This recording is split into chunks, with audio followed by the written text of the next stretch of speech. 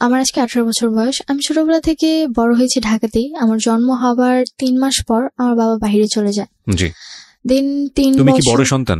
হ্যাঁ, আমি আমার ফ্যামিলির বড়। কয় ভাই বোন তোমরা? আমরা 3 ভাই বোন। আমি সবার বড়, আমার ছোট 2 ভাই আছে। ছোট 2 ভাই আছে, ওকে।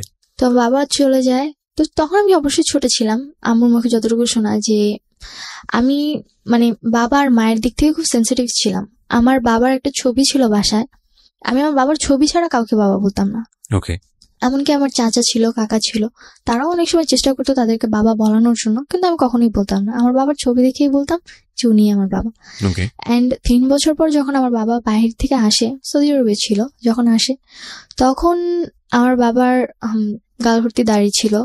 অ্যান্ড মানে 3 বছর আগে সে যেমন ছিল বা আমার ছবিতে যেরকম ছিল সেরকমটা ছিল না। দেন আমার মা আমার বাবাকে পরিচয় করে দেয় যে আমার বাবা উনি। তো স্বাভাবিক আমরা মায়ের মুখে শুনেই জানি যে ইনি আমার বাবা, বা আমাদের সাথে যাদের পরিচয় করে দেবে তারাই মানে তাদেরই আমার পরিচয় ভাবে চিনি। তো আমি আমার বাবার ছবি দেখে তার সাথে যখন ফেস মিলাই, দেন আমার কাছে ভালো লাগে নাই, অ্যান্ড ফেস মিল ছিল না, অ্যান্ড ছোট ছিলাম বুঝিনি, অ্যান্ড আমি তাকে বাবা বলে মেনে নিইনি। শুধু তাই নয়, আমি কখনো তাকে বাবা বলে ডাকতামও না।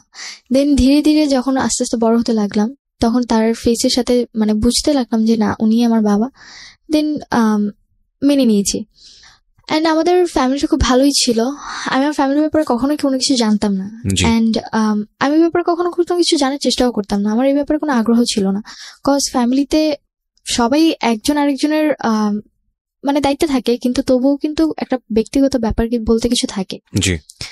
দেন আমাকে ছোটবেলা থেকে আমি মানে প্লে, নার্সারি, কেজি এগুলো আমি আমাদের এলাকার একটি স্কুলে পড়েছি। দেন পরবর্তীতে আমাকে আমার এলাকার বা ডালাতুন নার্সারি স্কুলে ভর্তি করানো হয়েছে।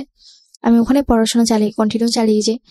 যখন আমি 7 উঠি, স্বাভাবিক মানে বয়সের খাতিরে মানুষ কিন্তু ভুল করেই। তো আমার আব্বু আম্মু আমার সাথে খুব খারাপ আচরণ করে। খারাপ আচরণ বলতে আমার গায়ে হাত তুলে। কি ছিল ঘটনা? কেন গায়ে হাত তুলে? রিজনটা ছিল যে আমি কেন রিলেশন করছি। কি মানে রিলেশনটা তুমি পড়লে কিভাবে? কি হয়েছে? পড়েছি, আমাকে প্রপোজ করে। ক্লাস 7 থাকতে আমার পাশের বাড়িতে ছিল একজন মানে ভাড়া থাকতো। তো সে আমাকে যখন প্রপোজ করে, তো আবেগের বশে তাকে আমি যখন একসেপ্ট করি, আমাদের রিলেশনে যখন 14 দিন, তখন ফ্যামিলি জানতে পারে। একটু থামাচ্ছি আমি। সেটা হচ্ছে যে পাশের বাড়িতে যে ছিল, ও কোন ক্লাসে পড়তো? পড়াশোনা করতো না। ও কি তোমার চেয়ে বয়সে অনেক বড় ছিল? হ্যাঁ, বড় ছিল বয়সে। পড়াশোনা আরো 2-3 বছর আগে ছেড়ে দিয়েছে। আচ্ছা। এন্ড জব করতো। তোমার চেয়ে বয়সে অনেক বেশি বড় ছিল। আচ্ছা, সে তোমাকে প্রপোজ করে? হ্যাঁ। আচ্ছা। তো যখন আমি একসেপ্ট করি, আব্বু আম্মু আমাকে তেমন কিছু বলেনি। জাস্ট তোমার আব্বু আম্মু জানলো কিভাবে বিষয়টা? আব্বু আম্মু জানতে পেরেছে আমি আব্বুর ফোন দিয়ে কথা বলছিলাম। আচ্ছা। দেন আব্বুর ফোনে নাম্বারটা ছিল, এন্ড রাতের বেলা সে যাচ্ছিল যে আমার সাথে দেখা করবে। আচ্ছা। এন্ড আমার মনে খুব ভয় ছিল, তো আমি ফোনটা সাইলেন্ট করে আমার বালিশের নিচে রেখে ঘুমিয়ে পড়েছিলাম। দেন হঠাৎ করে আব্বু ঘুম থেকে উঠে দেখে যে বাইরের লাইট জ্বলছে, এন্ড আব্বুর ফোন কাছে নি। যখন সে আমার বালিশের নিচে ফোনটা দেখে, রিসিভ করে ফোন, তো আমি ওখান থেকে, আব্বু কোনো কথা বলে না, কিন্তু অপর সাইড থেকে কথা আসে যে তুমি আমার সাথে দেখা করবে, আর তা নাহলে তোমার সাথে আমার ব্রেকআপ। ওকে, এই ধরনের কথা আসে। হ্যাঁ। তো পরে এই কথাটা শোনার পর আব্বু খুব রেগে যায়, এন্ড আমাকে ওই দিন খুব মারে, এন্ড আমার পড়াশোনাও অফ করে দিতে চেয়েছিল, কিন্তু আম্মু কোনোভাবে হয়তো বা আমার পড়াশোনা। বাবা এর আগে কি তোমার কখনো গায়ে হাত তুলেছে? না, ওই ফার্স্ট টাইম। তোমাকে কিভাবে বাবা এগুলো খেয়াল করবেন? কারণ this is a very important thing. বাবা তোমার কাছে অনেক প্রিয় এবং অনেক রেসপেক্টেড একটা জায়গায় ছিল কি?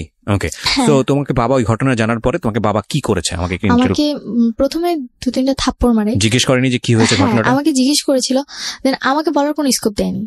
আমি কিছু বলার আগে উনি আমাকে মারতে শুরু করে। এন্ড তোমার ওই সময় ফিলটা কি ছিল যে যখন এরকম একটা ঘটনা, তোমার ক্লাস 7 বয়স, খুব বেশি হলে 12 থেকে 13, তোমার বাবা এটা জেনে গেছে এবং তুমি তো নিজে থেকেই ভয় পাওয়ার কথা? হ্যাঁ, আমি খুব ভয় পেয়ে গিয়েছিলাম। এন্ড আমি বলছিলাম যে আব্বু আমার কথাটা শোনো, আমি সরি যে আমি ভুল করছি, অন্তত আমার কথাটা শোনো। তারপরে তার একটাই কথা ছিল, কেন তুমি ফোন ধরবা আর কেন বা তুমি কথা বলবা। ওকে। এন্ড যে ঘরে যে মাটি খোঁড়ার জন্য শাপল গুলো থাকে, আমরা যেগুলোকে বলে থাকি, তো আব্বু আমাকে ওটাতে অনেকক্ষণ মারে, এন্ড আমার হাত পা কেটে যায়। তো শাবল দিয়ে মারে তোমাকে? হ্যাঁ। আর ওটা মানে রড জাতীয় ছিল, যার কারণে হাত পা কেটে গিয়েছিল। দেন পরবর্তীতে আম্মু জিনিসটা হয়তোবা তার কাছে খুব খারাপ লেগেছিল, তো এই কারণে আম্মু পরে আব্বুকে আটকায়, পরে আমাকে আর কিছু বলে না। দেন তারপর থেকে আব্বুর সাথে আমার কথা বলা সবকিছু কমে যায়। কজ আমার একটা জিনিসই মানে মনে হচ্ছিল যে আমার কথাটা কেন সে শুনলো না, আমার তোমার কথাটা ভিতরে কি একবার শুনতো। মানে ভয় কাজ করে নাকি রাগ কাজ করে, কোনটা? ভয় রাগ দুটোই। ভয় রাগ দুটোই, ওকে। তারপরে দেন পরবর্তীতে আমার লাইফে আর তেমন কোনো ঘটনা ঘটেনি। ক্লাস 8-এ আমি জিএসসি পরীক্ষা দেওয়ার পর ওই ছেলেটার সঙ্গে সম্পর্ক কি হলো? ওই ছেলের সাথে পরে ব্রেকআপ হয়েছে। পরবর্তীতে ব্রেকআপ কি তোমার থেকে হয়েছে নাকি তোমার আব্বু আমার গিয়ে, থেকে হয়েছে। নাকি তোমার আব্বু গিয়ে কোনো স্টেপ নিয়েছে ছেলেটাকে? আব্বু গিয়ে স্টেপ নিয়েছিল বলতে আমাকে তারপর প্রতিদিন আব্বু স্কুলে দিয়ে আসতো, নিয়ে আসতো। আচ্ছা। এন্ড পরবর্তীতে ছেলেটা আমাকে জাস্ট একটাই কোশ্চেন করেছিল যে রিলেশনে কি তুমি কন্টিনিউ করবা নাকি করবা না। পরে তোমার আমার ফ্যামিলিতে যে এত বড় ঘটনা ঘটে গেছে কিছু জানতো না সে কিছু জানতো না। আচ্ছা। তো পরে আমি বলেছি যে না, আমার পক্ষে সম্পূর্ণ কন্টিনিউ রাখা, কজ আমি অলরেডি আমার আব্বু আমাকে অনেক কষ্ট দিয়েছি। আমার কথাটা ছিল এরকম। পরে সে বলে যে ওকে ঠিক আছে। তো তারপর তার সাথে আমার কোনো কন্ট্যাক্ট হয়নি। অবশ্য তার নাম্বারটা আমার মুখস্থ ছিল না, আমি কার্ড থেকে তার নাম্বার অলওয়েজ তুলতাম, আর কার্ডটা পরবর্তীতে আব্বু আমার ব্যাগ থেকে ফেলে দেয়, যার কারণে আমার পরবর্তীতে আর কোনো কথা হয়নি। তো ক্লাস 8-এ জিএসসি এক্সাম সময় বাবা ছিল, দেন জিএসসি এক্সাম শেষ ডিসেম্বর 1 তারিখে বাবা কাতার চলে যায়। আচ্ছা। এন্ড তারপরে আব্বু যে আবার 1 মাস পর আম্মু আমার হাতে একটা ফোন ধরিয়ে দেয়। আচ্ছা। সেটা হচ্ছে নোকিয়া ফোন, টাচ ফোন ছিল, মানে নতুন মডেল যেটা বের হয়েছিল। তো পরে নতুন ফোন ছিল, অনেক খুশি ছিলাম আমি। তো আমি বুঝতাম না তখন যে কি হচ্ছিল। তো রাতে আমি এফএম শুনতাম বা ফোনে ফেসবুক ইউজ করতাম। তখন আম্মু দেখতাম রাতের পর রাত জেগে কথা বলে। তো তোমাকে ফোন দিল, এটা কি তুমি চেয়েছিলে নাকি এমনিতেই তোমাকে দিল? নিজে থেকেই তারা দিয়েছিল। নিজে থেকেই দিল? হ্যাঁ, যে তুমি এটা ইউজ করো। হ্যাঁ, এটা আমাকে ইউজ করো, কাজ আম্মু অনেক সময় বাইরে যেত, বাসায় কন্ট্যাক্ট করতে হতো, এই কারণে সে আমাকে ফোনটা দিয়েছিল। ওকে। তুমি কি এটা স্কুলে নিয়ে যেতে পারতে? না, স্কুলে অ্যালাউ ছিল না। ওকে। তো পরবর্তীতে আম্মু রাতে জেগে কথা বলতো। তো আমি ভাবতাম হয়তো যদি আব্বুর সাথে কথা বলে, কারণ আব্বু তখন নতুন বাইরে গিয়েছে। তো পরবর্তীতে জানতে পারলাম যে আব্বুর ফোন ছিল না, বাইরে যখন যায় তখন তার কাছে ফোন ছিল না, এন্ড সে আরেকজনের ফোন নিয়ে আম্মুর সাথে 2-1 মিনিট করে কথা বলতো। তো পরবর্তীতে আমি আম্মুকে কোশ্চেন করলাম যে তুমি কার সাথে কথা বলো। পরে আম্মু বললো যে আমার এক রিলেটিভের সাথে কথা বলি। আর কথাটা হচ্ছে যে আম্মুর বিয়ের আগে, আম্মুর বিয়ে হয়েছিল 18 বছর, আই মিন এসএসসি এক্সামের আগে। তো তার আগে তার একটা রিলেশন ছিল। দেন রিলেশন ছিল, সে তাকে খুব লাভ করতেন, তাদের মধ্যে খুব ঘনিষ্ঠ সম্পর্ক ছিল। এন্ড যখন আম্মুর ফ্যামিলিটা জানতে পারে, আমাকে একটা বিয়ে দিয়ে দেয়। সেটাই তোমার বাবা ছিল? না, সে ছিল একটা স্কুল মাস্টার ছিল। ওকে। তার সাথে যখন আমার মায়ের বিয়ে দেয়, তারপর 6 মাস সংসার হয়। দেন আম্মু নাকি তার সাথে সংসার করতে চায়নি, যার কারণে সেখান থেকে আম্মু চলে আসে। পরবর্তীতে তাদের ডিভোর্স করিয়ে দেওয়া হয়। এন্ড তার 3 মাস পর আমার আব্বুর সাথে বিয়ে হয়। এটা কি তোমার আব্বু আম্মু কি এটা কি অ্যারেঞ্জ ম্যারেজ ছিল নাকি ফ্যামিলি? অ্যারেঞ্জ ম্যারেজ ছিল, দুপক্ষ থেকে অ্যারেঞ্জ ছিল। ওকে। তো আমি এই ব্যাপারগুলো জানতাম না। কোথা থেকে জেনেছো তুমি এটা? আমার একটা ফ্রেন্ড ছিল, আমার আম্মুর আবার বান্ধবী ছিল, তো তার মেয়ে আবার আমার ফ্রেন্ড। এখানে একটু মাফ করবেন প্রিয় শ্রোতা, আজকে আমি প্রচুর ইন্টারাপ্ট করবো। সাধারণত আমি গল্পে কখনো ইন্টারাপ্ট করি না, মানে সচেতন ভাবেই পুরো গল্পটা শুনে যাই এবং লাস্টে গিয়ে কথা বলি। কিন্তু আজকে ইন্টারাপ্ট করার বিশেষ কারণ আছে, কারণ আমি চাই গল্পের ভেতরটা, ব্যাকগ্রাউন্ডটা খুব চমৎকারভাবে উঠে আসুক। নইলে সামনে আমরা যে সিচুয়েশনটা ফেস করতে যাচ্ছি সেটার অনেক প্রশ্নের উত্তরই মিলবে না। কজ আমরা যে ব্যাকগ্রাউন্ডটা আপনারা আছেন, এই ব্যাকগ্রাউন্ডটা খুব ভালো করে শুনবেন, প্রত্যেকটা বিষয় খুব ভালো করে শুনবেন। অলরেডি আমরা দুটো ঘটনার মুখোমুখি হয়েছি। নাম্বার 1, সেটা হচ্ছে ক্লাস 7-এ থাকতে ওকে যেভাবে একটা ঘটনার প্রেক্ষাপট ওকে যেভাবে টর্চার করা হলো, সেটাও খুব ভালোভাবে নিতে পারেনি, যদিও বিষয়টা পরবর্তীতে মিনিমাইজ হয়ে গেছে, কিন্তু সাবসিকুয়েন্ট মাইন্ডে বিষয়টা থাকার কথা। 2 নাম্বার হচ্ছে হলো ও ফোন না চাইতে ওকে ফোন দেওয়া হয়েছে, যেটা ওর ভাষ্য। আর আরেকটি বিষয় খেয়াল রাখবেন, এখানে ও যেটা বলছে সেটাই যে স্পষ্টভাবে সবকিছু সত্য সেটা নয়, তবে সেটাকে বিশ্বাসযোগ্য জায়গায় নিয়ে যাওয়ার জন্যই আমাদের এত বেশি প্রশ্ন। হ্যাঁ, তো এই বিষয়টা তুমি কবে জেনেছো? জেনেছি আমার বাবা যাওয়ার 1 মাস কি 1.5 মাস পর। 1 মাস কি 1.5 মাস পর জানার পরে তুমি তোমার মাকে এটা জিজ্ঞেস করেছো? আচ্ছা। তো আমি যখন আমার ফ্রেন্ডের আম্মুর মুখ থেকে কথাটা শুনি, আমি মানে অবাক হয়ে যাই যে how is that possible. And আমি ছোটবেলা থেকেই বিয়ে করা বা একজনের সাথে ফিজিক্যাল করা বা আরেকজনের সাথে করা, এই জিনিসগুলো আমার খুব অপছন্দনীয় ছিল। আমি এগুলো কখনোই পছন্দ করতাম না। তো পরবর্তীতে আমার মানে খুব খারাপ লাগে যে আমি এমন একটা মায়ের মেয়ে। তবুও মানে এটা মনে হয়েছিল যে না, এখন হয়তো বা আমার মা খুব ভালো হয়ে গেছে বা সে হ্যাপি আছে আমার বাবাকে। তুমি কি করলে জানার পরে? জানার পর আমি বাসায় আসছি। সেদিন আমি আম্মুকে কিছুই বলি না। পরের দিনটা ছিল ফ্রাইডে। তো আমার স্কুল অফ ছিল। আমি ঘুম থেকে উঠছি ওই দিন 10টার দিকে। এন্ড উঠার পর আমার মানে মন মানসিকতা ভালো ছিল না। এন্ড আম্মু আমাকে বকাবকি করতেছিল যে কেন তুমি এত লেট করে ঘুম থেকে উঠছো, আর এত লেট করে কেউ ঘুম থেকে উঠে পড়াশোনা করো না, শুধু বাইরে আড্ডা মারো, আবার ফোন নিয়ে সারাক্ষণ টিপাটিপি করতে থাকো, কেন তুমি এগুলো করছো? তো পরবর্তীতে আমি আম্মুকে কোশ্চেন করলাম যে একটা সময় তো তুমি এগুলো করছো, আমার কথাটা ফার্স্টে এরকম ছিল, ফার্স্ট ছিল যে একটা সময় তুমি তুমি এরকম এরকম করেছো। করেছো। Note that point please. হ্যাঁ, অ্যান্ড পরবর্তীতে আম্মু বলল যে আমি এগুলো করেছি মানে। তো আম্মু তখন রুটি বানাচ্ছিল, হাতে বেলুন ছিল। পরে আমি বললাম যে কেন তুমি করনি, তোমার আগে একটা রিলেশন ছিল, অ্যান্ড পরবর্তীতে জানলাম যে তোমার আরো নাকি আরেকটা বিয়েও ছিল। তো আমি তোমার মেয়ে, আমি তোমার সাথে যেমন সবকিছু শেয়ার করি, তোমার উচিত আমার সাথে সবকিছু শেয়ার করা, কারণ আমরা বন্ধু। পরে আম্মু আমাকে মানে হয়তো তার মাথা বেশি গরম হয়ে গিয়েছিল, কথা বলার ধরনটা হয়তো আমার ভালো ছিল না, তাই কারণে উনি আমাকে বেলুন দিয়ে 2টা বাড়ি মারে। And ওই সময় হ্যাঁ, এন্ড তখন আমার মাথায় আরো বেশি গরম হয়েছে যে আমি অলরেডি জেনেছি অন্য কারোর কাছ থেকে, তোমাকে জিজ্ঞাসা করছি, তুমি আমাকে সুন্দরভাবে অ্যান্সার না দিয়ে তুমি আমার গায়ে হাত তুলছো কেন। তো আমি পরবর্তীতে আমার সাথে অনেক তর্ক করি, আমি আর কোনো কথা বলি না। তোমাকে একটু থামাচ্ছি, দুটো পয়েন্ট আমরা গিয়েছি এবং দুটো পয়েন্টই খুব সেন্সিটিভ পয়েন্ট। আমি কারণ গল্পটা যখন সামনের দিকে চলে যাবে তখন আপনারা এগুলো ভুলে যাবেন। আমি দুটো পয়েন্টে একটু 2 মিনিট কথা বলতে চাই। নাম্বার 1, যখন ওকে গায়ে হাত তোলা হলো ক্লাস 7 অবস্থায়, ওর একটা সম্পর্কে জড়িয়ে যাওয়া, এবং এই সময় ওর কিন্তু ভালো মন্দ বোঝার বয়স না। এই বিষয়টা প্যারেন্টসদের খুবই সেন্সিটিভলি ডিল করা উচিত। কেন ডিল করা উচিত?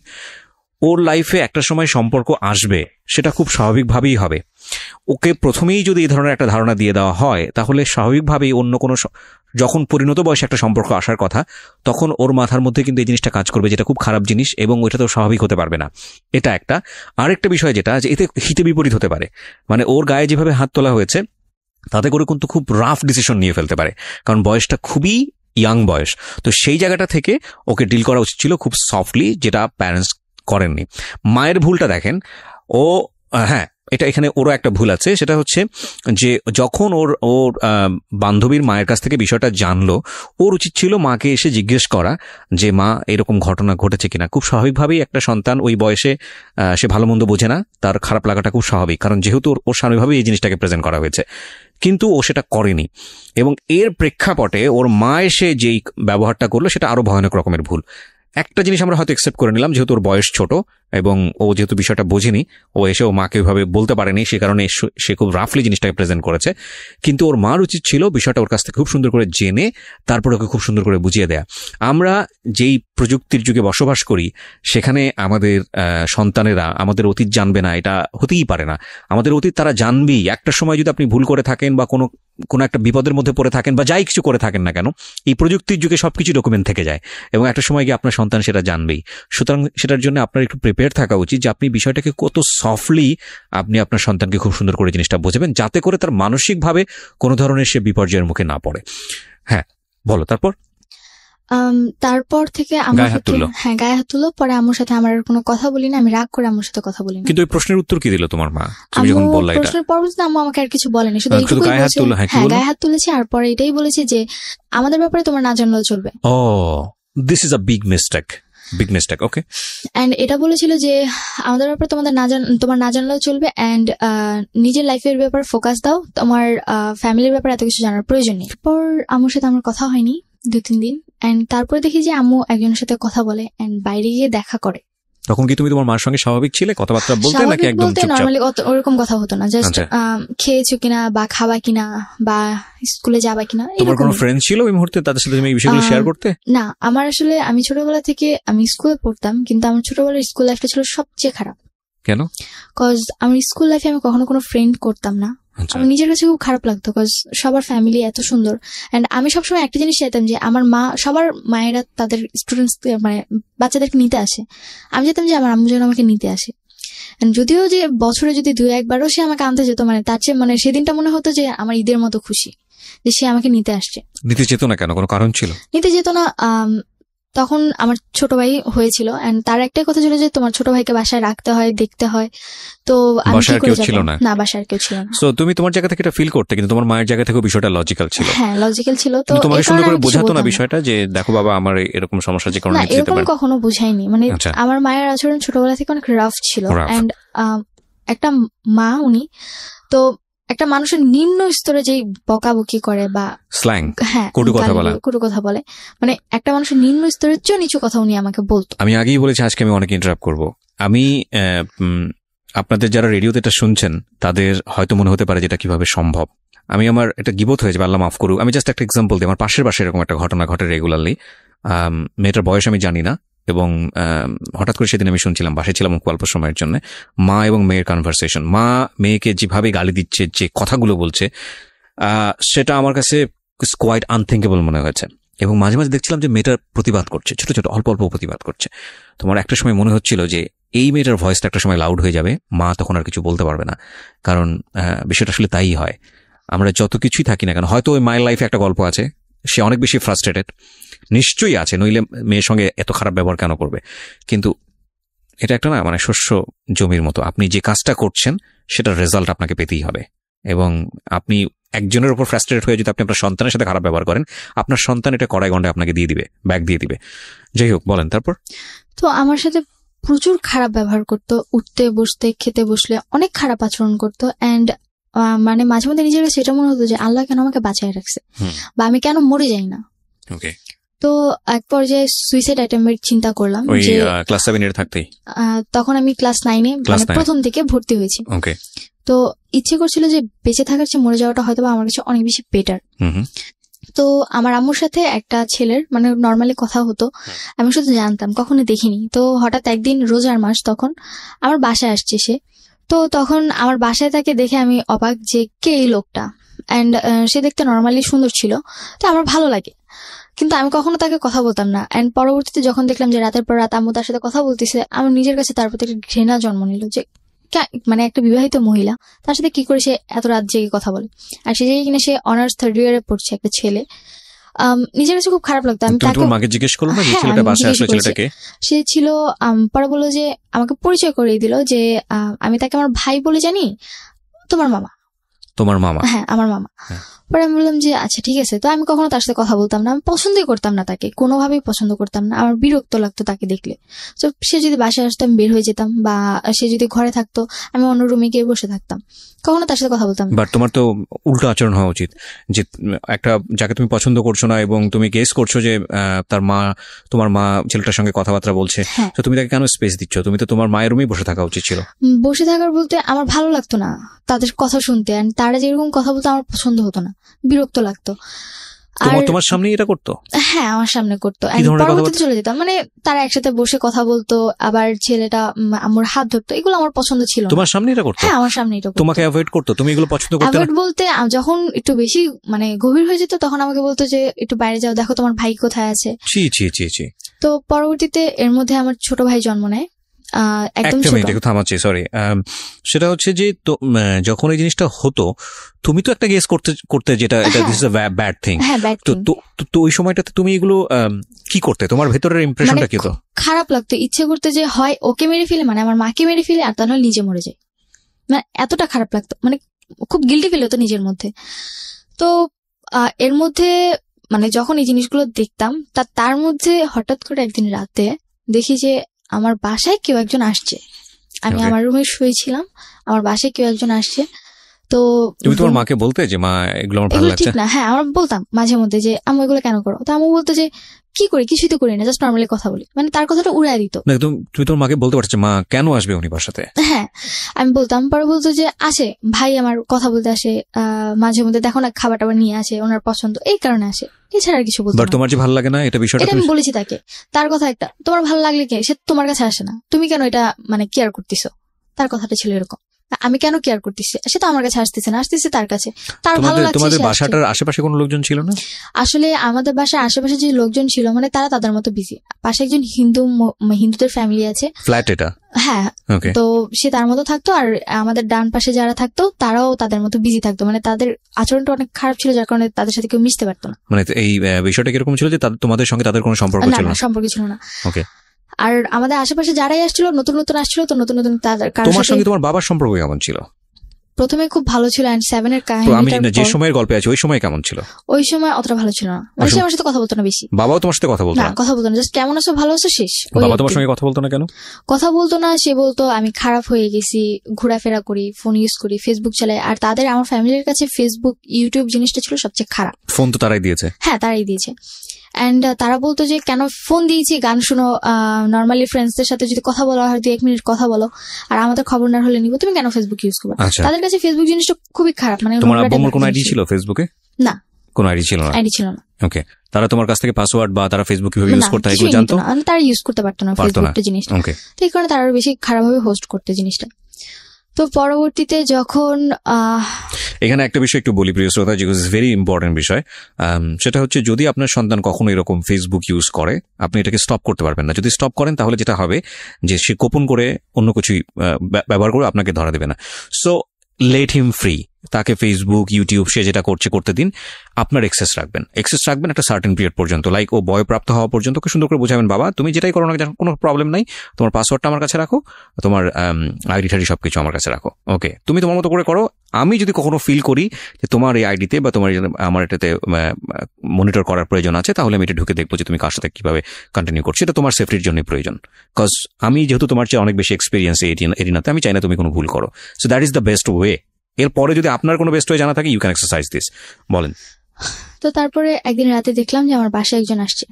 তো জিনিসটা আমার কাছে কোনোভাবেই ভালো লাগেনি। তো আমি পরে আমার রুমে যে নক করি, অ্যান্ড নক করার পর মানে আমি যেটা দেখি সেটার জন্য আমি একদম তৈরি ছিলাম না। আর রাত কটার দিকে এটা ঘটনা? তখন রাত মেবি 1:30 কি 2টা বাজে। তখন তুমি ক্লাস 9-এ পড়ো? হ্যাঁ, তখন ক্লাস 9। 1:30-2টার সময় তুমি কি করছিলে? 1:30-2টার দিকে বলতে আমি তখন রাত জেগে এফএম শুনতাম। দিনটা ছিল বৃহস্পতিবার। ভূত এফএম আগে ডর হতো মেবি কোন একটা চ্যানেলে, আমার ঠিক মনে নেই, 89.2-তে। তো আমি সেটা শুনতেছিলাম, আর ওটা তো রাতে 2টা পর্যন্ত হতো। তো সেটা শুনতে শুনতে আমার কানে হেডফোন ছিল, আমি প্রথমে কোনো কিছু শুনিনি যে কেউ আসছে কিনা বা কোনো আওয়াজও পাইনি। পরবর্তীতে যখন আমি ওয়াশরুমে গেলাম তখন দেখলাম যে আমার রুমের লাইট অন করা। তো পরে আমি আমার রুমে যখন নক করি, পরে আমার গেট খুলে দেখি যে আমার এক রিলেটিভ। তো আমি তখনও জানতাম না যে তার সাথে আমার আগের রিলেশন ছিল। তো পরবর্তীতে যখন আমি দেখে অবাক, পরে আমি জিজ্ঞেস করলাম, আপনি এখানে এত রাতে? ছেলেটাকে জিজ্ঞেস করলাম। হ্যাঁ, চিন্তা তুমি তাকে? হ্যাঁ, চিনতাম, কারণ আমার রিলেটিভ হয়। রিলেটিভ বলতে কি ধরনের রিলেটিভ? বলতে আমার আম্মুর যার সাথে রিলেশন ছিল তাকে আবার আমার এক খালামণি পছন্দ করতো। তো সে আবার আম্মুর সাথে যখন তার একটু ঝগড়া হচ্ছিল, তো সেই ঝগড়ার সময় আমার ওই খালামণি কোনো একভাবে আমার ওই বয়ফ্রেন্ডকে বিয়ে করে ফেলে। ওকে, বাট ওই সময়ে তুমি যাকে দেখলে তাকে তুমি আগে থেকে চিনতে কিনা? হ্যাঁ, আগে থেকে চিনতাম। আগে থেকে কিভাবে চিনতে? বিকজ খালামণির সাথে কয়েকবার আমাদের বাড়িতে আসছে, তো সেভাবে আমি। খালামণি মানে কি আপন খালামণি ছিল নাকি? আপন না, একটু দূরের। তোমার মায়ের বান্ধবী ছিল? না, আমার আম্মুর খালার মেয়ে। তোমার আম্মুর খালার মেয়ে, সেই মেয়ের হাজবেন্ড হচ্ছে এটা? হ্যাঁ। ওকে, তোমার আম্মুর খালা। তো খালা মানে কি আপন খালা? না, সেটাও দূরের। তো তার সঙ্গে তোমার দেখা হয়েছে, কোথায় দেখা হয়েছে? সেটা দেখা হয়েছিল, আমি এলাকার ভিত্তিকে নর্মাল খালো হিসেবে চিনতাম তাকে। তো পরবর্তীতে যখন আমার বাসায় দেখি তখন তাকে। না, তুমি আমাকে বলো, কারণ আজকের এই স্টোরিটা খুব সেন্সিটিভ একটা স্টোরি। তুমি ভালো করে গ্রাফ না করতে পারলে অনেকেই বিলিভ করতে পারবে না, এবং সে জায়গা থেকে আমার অনেক প্রশ্ন আছে তোমাকে। তোমার দেখা হয়েছে কোথায় ফার্স্ট তার সাথে? আমার ফার্স্ট দেখা খালামণির সাথে, আমি তাদের বাসায় তাকে দেখছি। খালামণির সাথে তুমি তাদের বাসায় কেন গিয়েছিলে?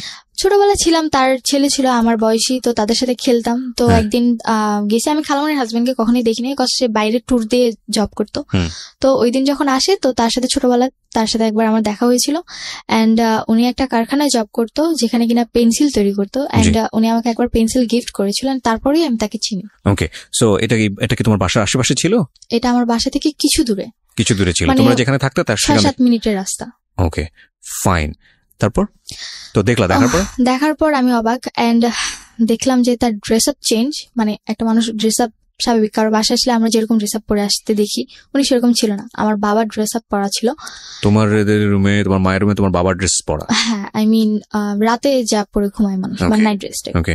তো পরবর্তীতে আমি যখন আস্ক করলাম, পরে মানে তোমার 2 ভাই কই ছিল? আমার 2 ভাই ঘুমোচ্ছিল তোমার মায়ের রুমেই? হ্যাঁ, আমার রুমে, আর আমি আলাদা রুমে। ওদের বয়স কত ছিল তখন? আমার বয়স, তোমার 2 ভাইয়ের বয়স?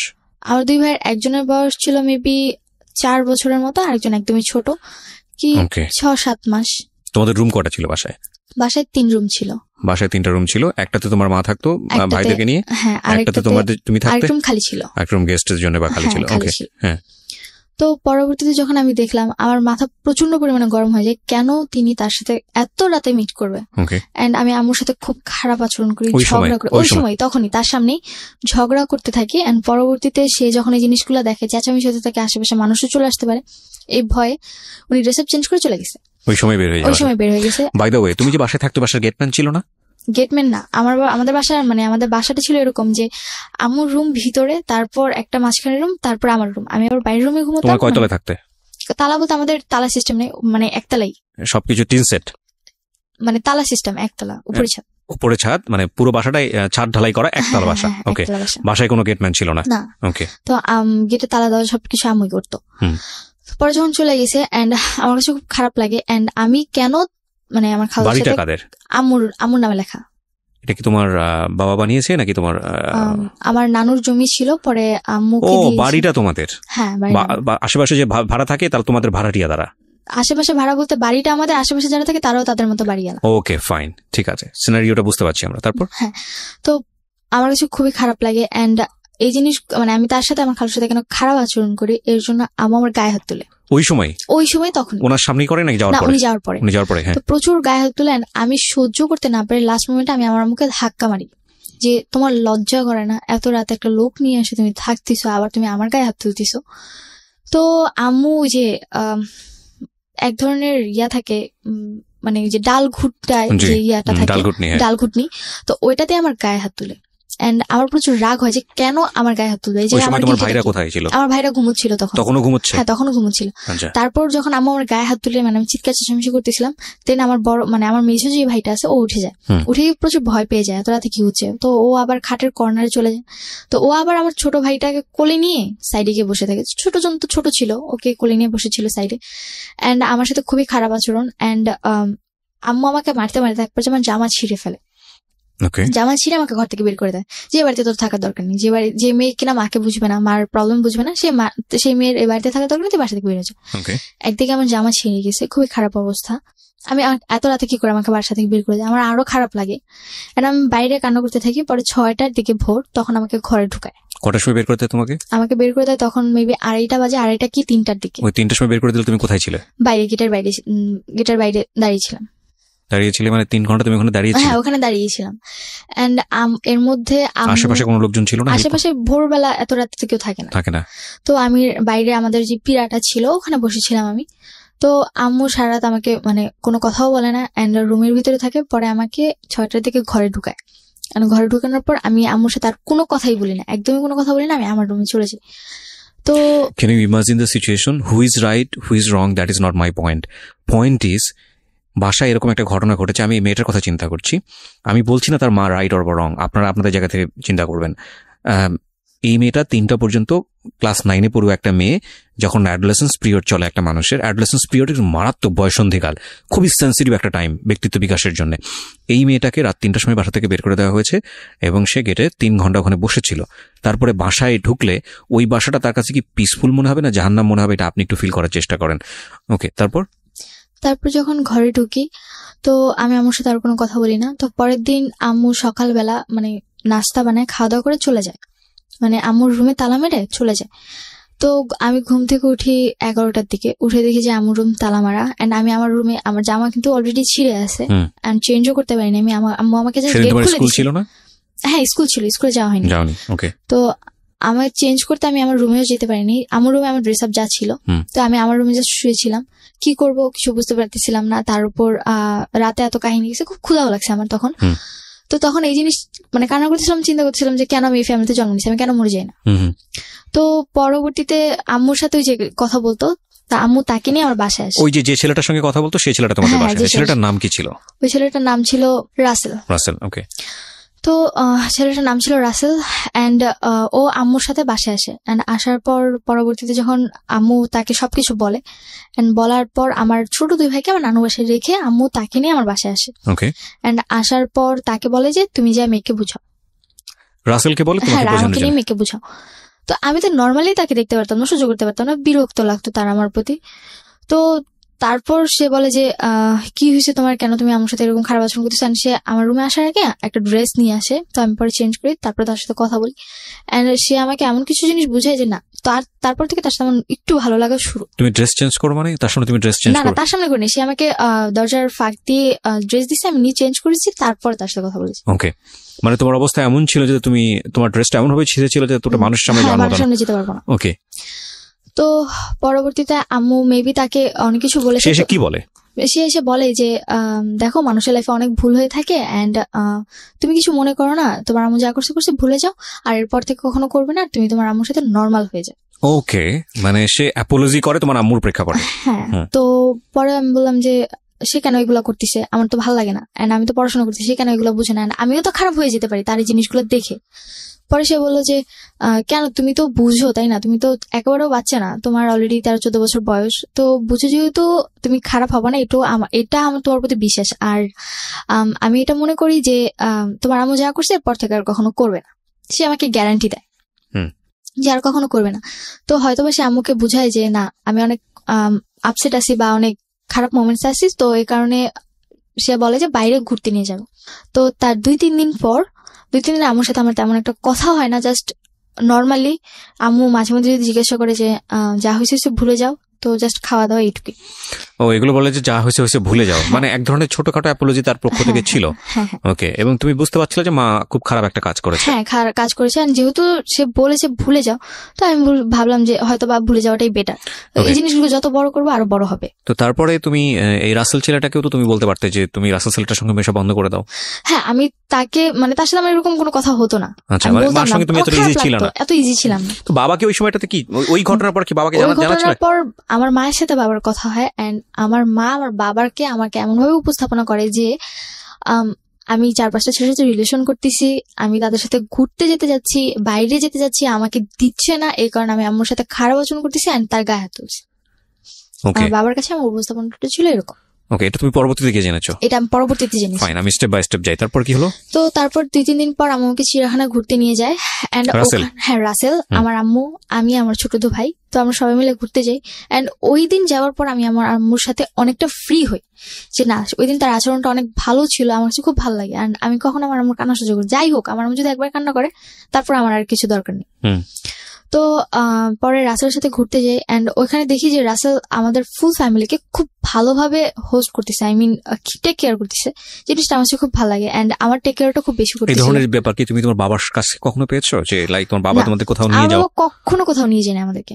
আমার যে 13-14 বছর বয়সে আমি কখনো আমার বাবাকে আমাকে মার্কেটে নিয়ে যেতে দেখি। আজকের এই স্টোরিটা is very sensitive story, cause আপনারা বুঝে গেছেন এতক্ষণে যে স্টোরিটা কোন দিকে যাবে, কিন্তু স্টোরি ওই মোমেন্টের জন্য যারা ওয়েট করতেছেন তাদেরকে আমি বলবো যে লিভ দ্য স্টোরি, শোনার দরকার নেই আপনাদেরকে।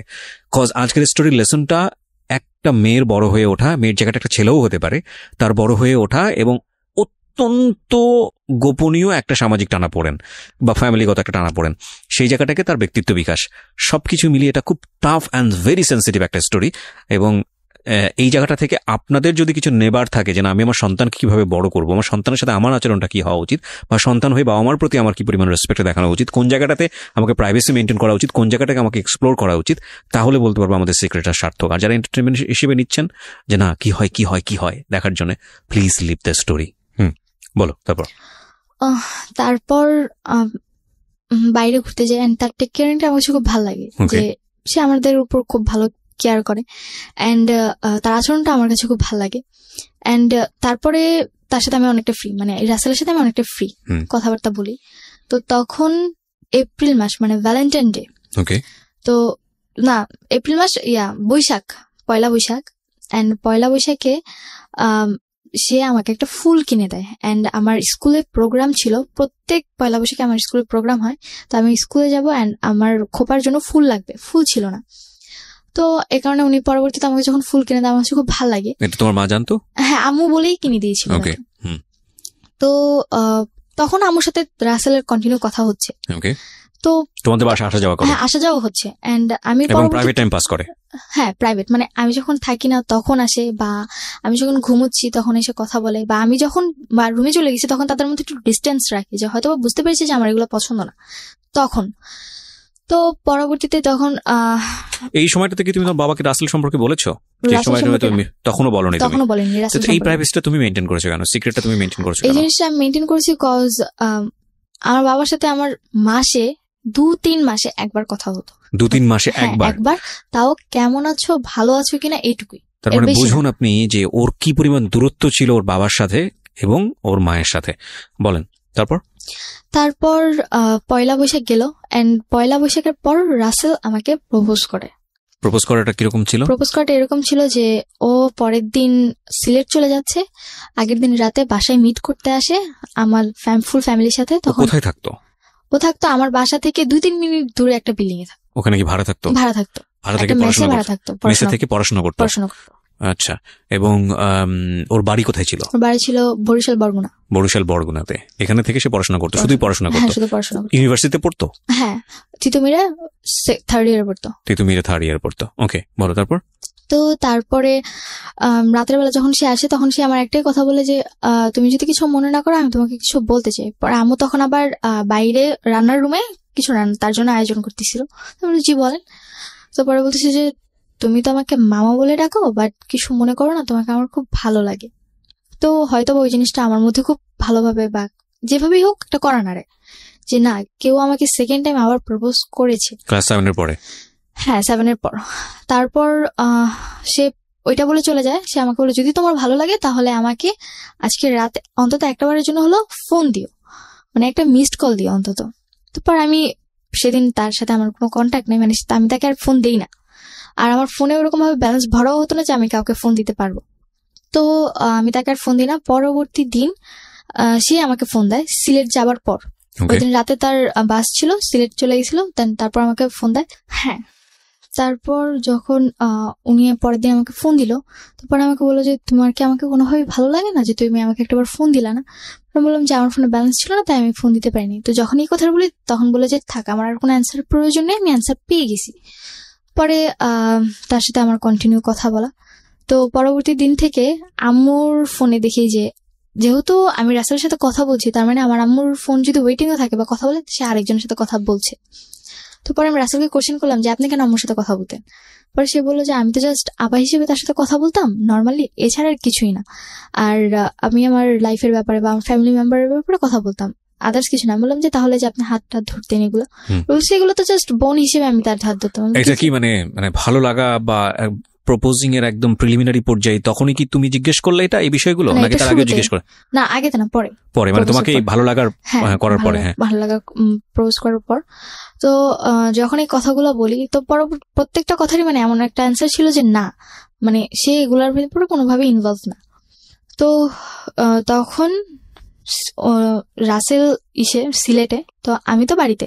তো আমি ঠিক তার 2-3 দিন পর আমি সেম ভাবে রাতে বাসায় ঘুমোচ্ছিলাম। ওই দিন হয়তো বা আমি রাতে কোনো FM শুনতে শুনতে ঘুমিয়ে পড়েছি। আমার রাতে মানে কানে হেডফোন, তো আমার ওই ব্যাপারে আর হুঁশ নেই যে না আমার কানে হেডফোন দিয়ে আমি ঘুমিয়ে পড়েছি। প্রপোজটা কি তুমি অ্যাকসেপ্ট করেছিলে?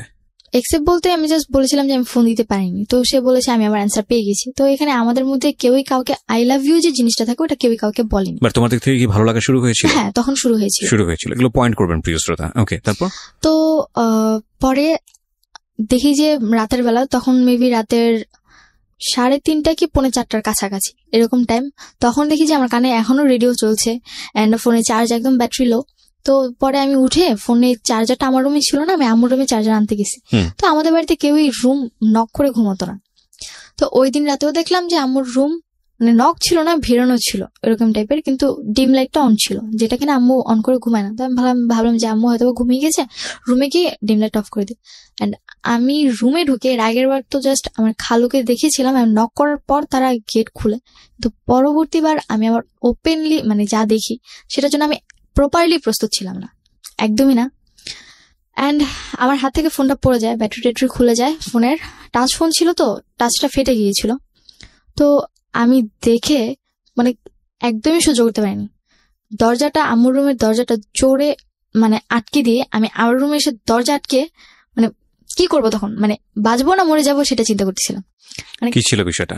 বিষয়টা ছিল যে আমাদের যে বাসার গলিটা, ওই গলি প্রথম ঢুকতেই একটা বাড়ি থাকে, ওই বাড়িতে একটা ছেলে থাকতো। তো ও আবার মার্কেটে জব করতো। তো ওর সাথে নাকি আম্মুর কথা আগে থেকেই মোটামুটি ছিল।